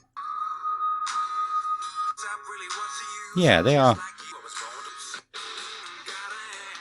Yeah, so this is definitely what I was talking about, where there's like a couple of southern bluesy bands together, and this is, I realised I did quite like them. So yeah, we're getting to the point where people will know if they like a band or not. Anyway, but I mean, yeah, you might like them. I didn't think I would like bluesy stuff, like I said, until I was listening to it again. You know, I gave them a chance probably years ago and was like, nah, I don't like these, and never would have listened to them again if I wasn't doing this. So give them a chance.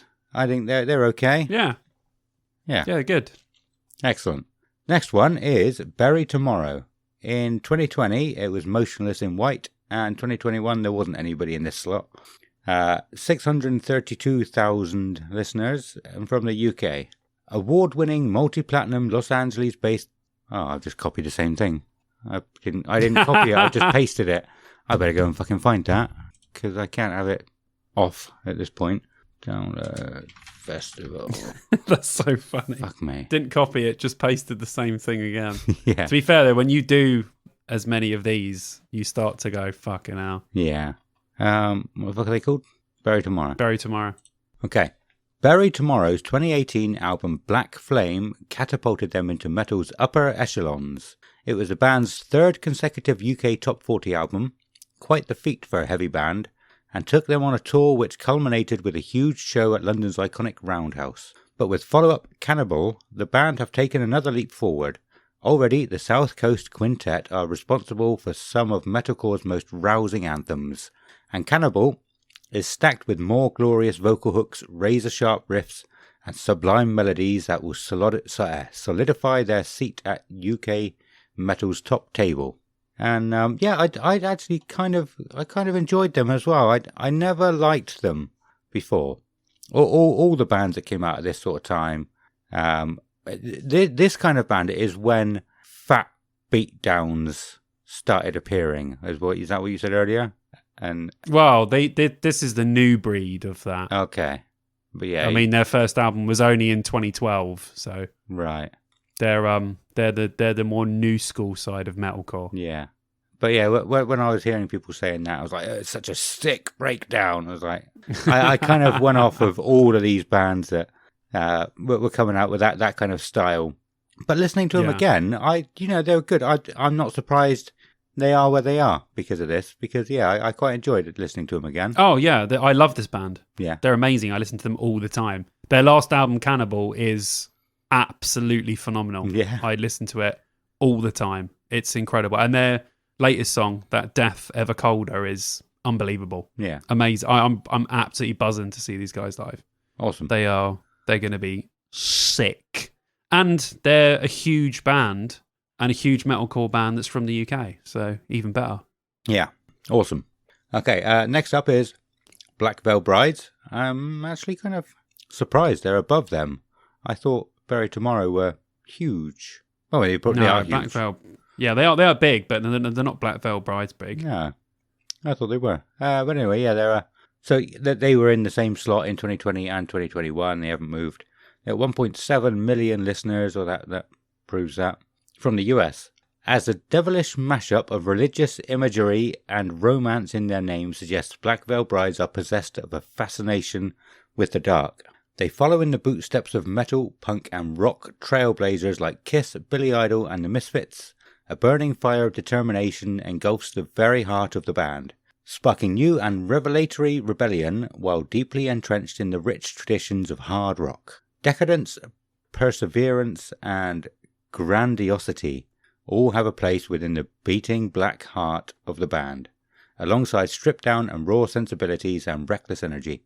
Black Veil Brides are conquering anti-heroes, ambassadors for the disenfranchised, and most importantly, champions of kick-ass rock and roll abandon. What do you feel about Black Veil Brides? I don't really feel much. No? Well, they're fine. Yeah. They're fine. Well, they're better than Bury Tomorrow.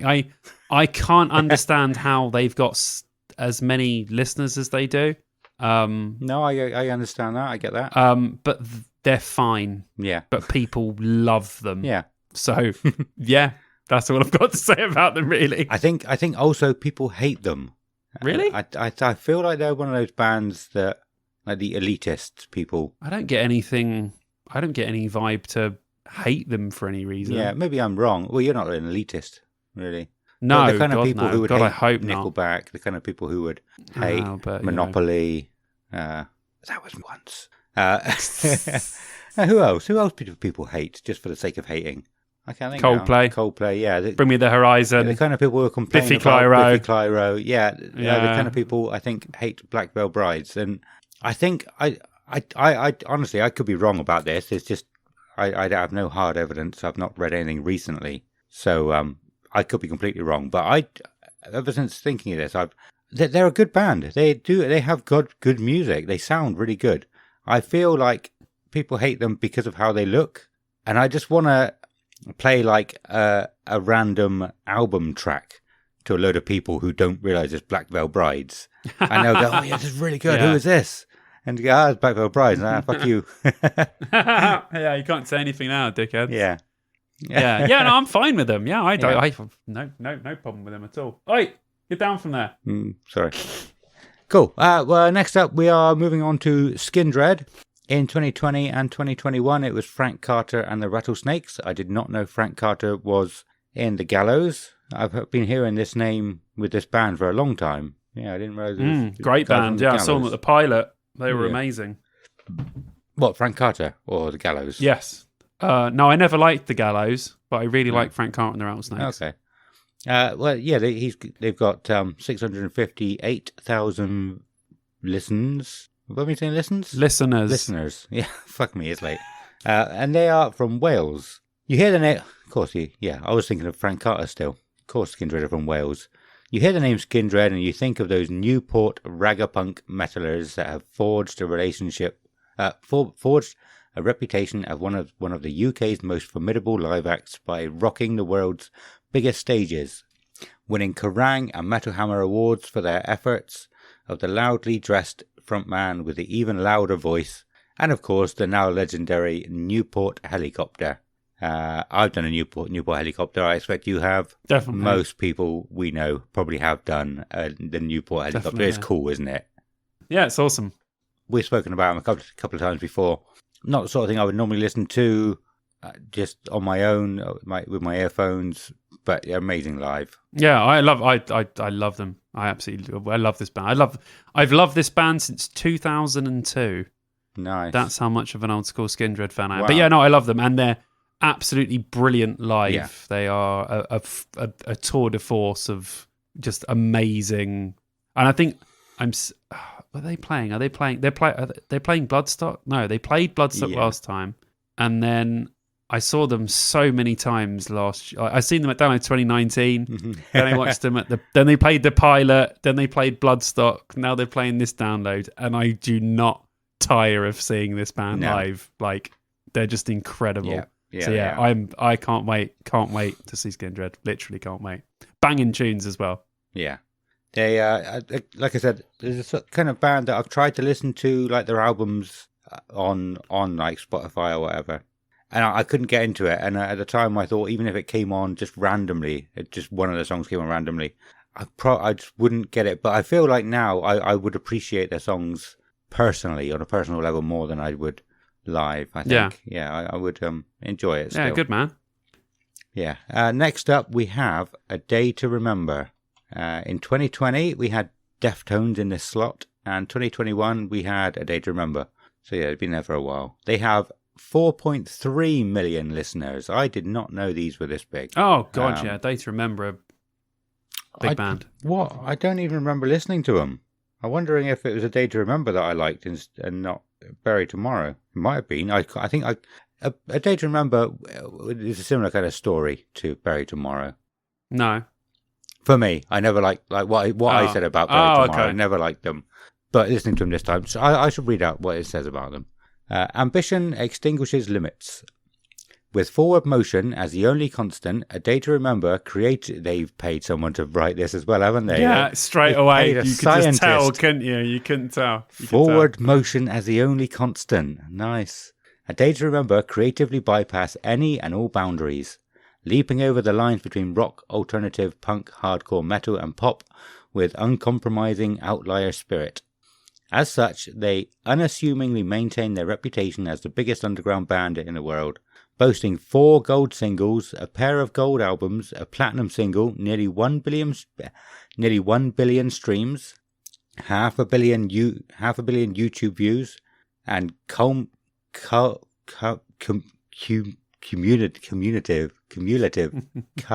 cumulative sales of 3 million plus. Oh, yeah, it's getting late, isn't it? 3 million sales plus units. Leaving sold-out arenas in their wake, the group logged a number 2 debut on the Billboard Top 200 with 2016's Bad Vibrations, while more recently they ignited a high-profile collaboration with electronic hitmaker Marshmello.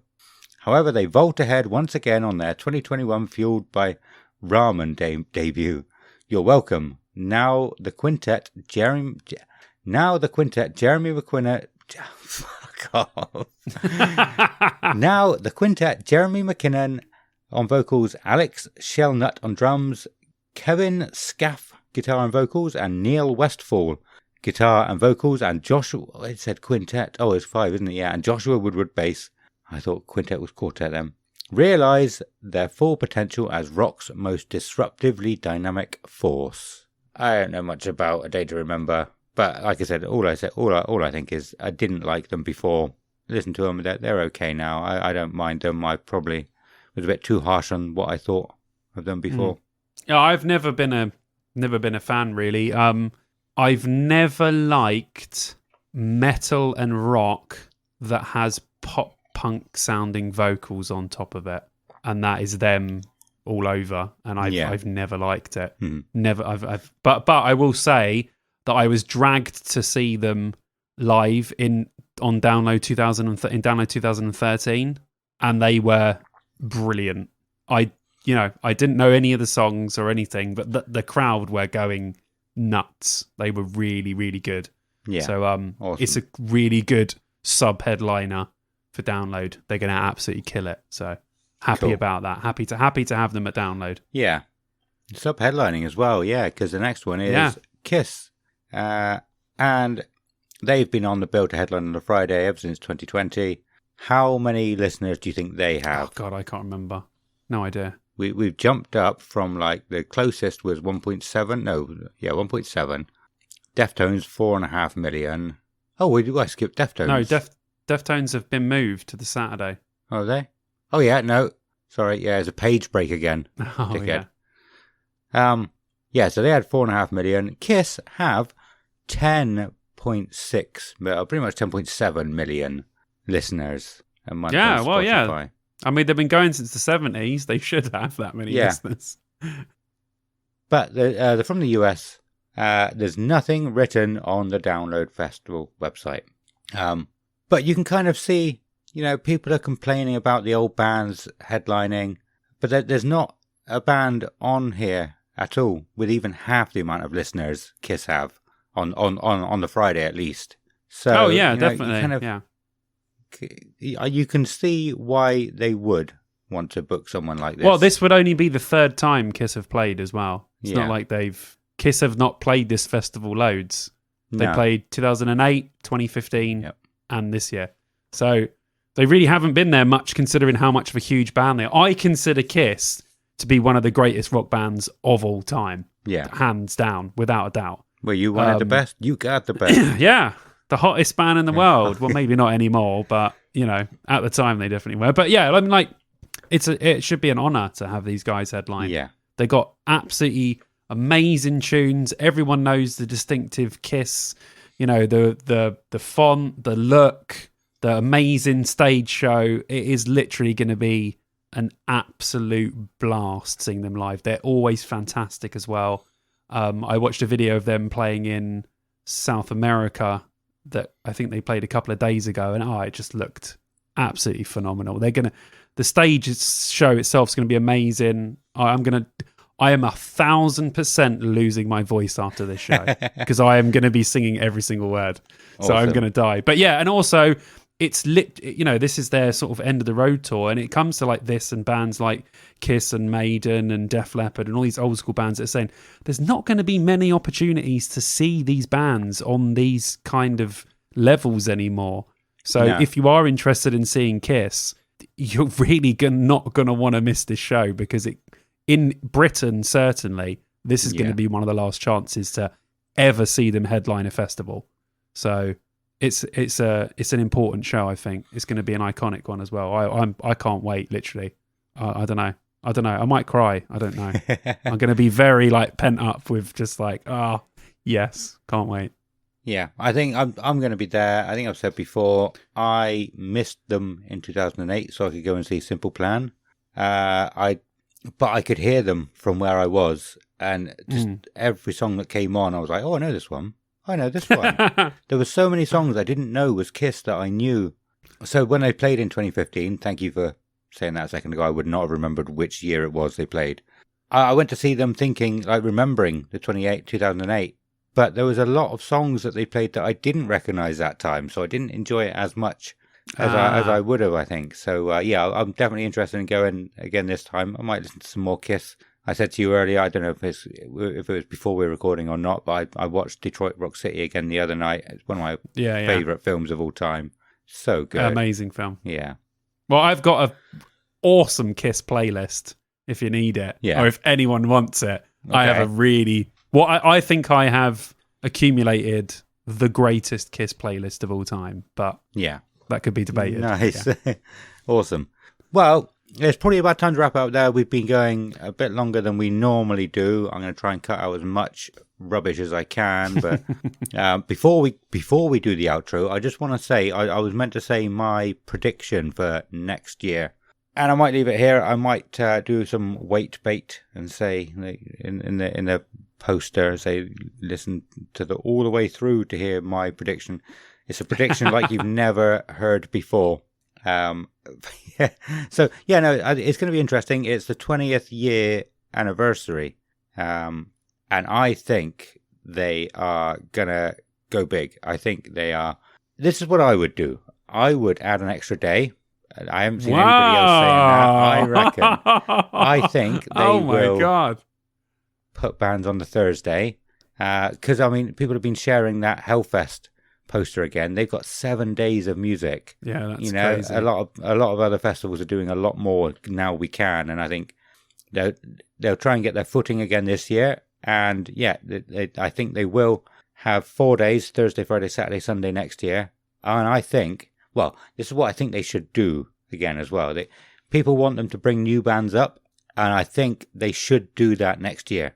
To headline. We agreed on that before. Yeah, they should pull the trigger finally. Yeah, instead of having a massive 20-year anniversary with all massive bands that have played before. Do it on your 20th year anniversary and set the precedent for years to come. So I think they should have one massive band that has played before headlining, someone like Metallica, who haven't done it for a long time. One massive band who haven't played before, someone like Foo Fighters, Paramore, Green Day, and 2 new bands headlining. Probably like Bring Me the Horizon, Ghost. Everyone wants Ghost at the moment. Yeah, I'd be well up for Ghost. Yeah. That's because they just finished playing arenas and everyone was just like, how the hell have these guys not headlined a festival yet? Yeah. So yeah, Ghost a good shout. Bring Me and Ghost are good shouts for 2 new bands to headline. Yeah, that's good. I like that, man. Yeah, but I've not seen. That's cool. Add in an extra day. That's a great idea. Yeah, I know. We should pitch that to Andy, even if he doesn't do it. Do you know what I mean? Like, that's a great idea. Yeah, it'll give me an excuse to put the ticket price up more as well. Always do. No, I'd don't get that give him dig in there. But anyway, yeah. If you've got nothing else to add to that, I will start with the outro now because it's I'm happy with that. Yes, Friday will be a good day, man. All the days of download are stacked with bands I want to see or I've discovered after listening to them that I want to watch. So yes, very good. Awesome. Okay, thank you all for listening. This has been a good one. I'm looking forward to doing the Saturday and Sunday. It's going to be awesome. So yeah, we have been Dear Download, and we'll see you in 2 weeks where we'll be talking about every single band that's playing on the Saturday at Download 2022. If you have any feedback you want to share with us or want to correct us on anything we've said, have any stories for Campsite Fuckery, or have an episode topic suggesting that you think we should cover or want to come on and have a chat with us about, let us know. You can contact us on Facebook, Instagram, as Dear Download Podcast, or email us deardownload2003@gmail.com. That's 2003. And also a quick reminder that we want to hear from you in audio form. Send us an audio clip of you telling us what you love about Download Festival. And we'll add it into our special bonus episode that's going out on the Download Festival morning, on the Wednesday morning, on Simon's birthday. Yeah! Yeah, say happy birthday to him in the message as well then, yeah. Awesome. Yeah! A massive thank you to anybody who's interacted with us on any of our social media posts recently. It's a massive, massive help. It just pushes us out to more people. It helps with the algorithm. And yeah, I know that there's been a few people who've still been sharing our stuff. Top Turnbuckle Podcast. We still want to do a duet, quartet episode with them. But it's just waiting for them. We won't be able to do it until after Download now. But yeah, can't wait to do that. Go and check them out if you're a fan of wrestling. Simon, where can people find you? People can find me on Instagram, Fonzie_Simon, and on YouTube as Simon Bond. Come and have a butch. Awesome. Yeah, definitely go and have a look at YouTube as well. It's awesome stuff. I've been meaning to share it. So, anything I've missed? Nah, man. No, I think that's pretty good. Man. I'm just buzzing. I'm buzzing for Download. Awesome. Yeah, excellent. Right. Okay, well, yeah, that's it for us. That's goodbye from Simon and a goodbye from me. Goodbye.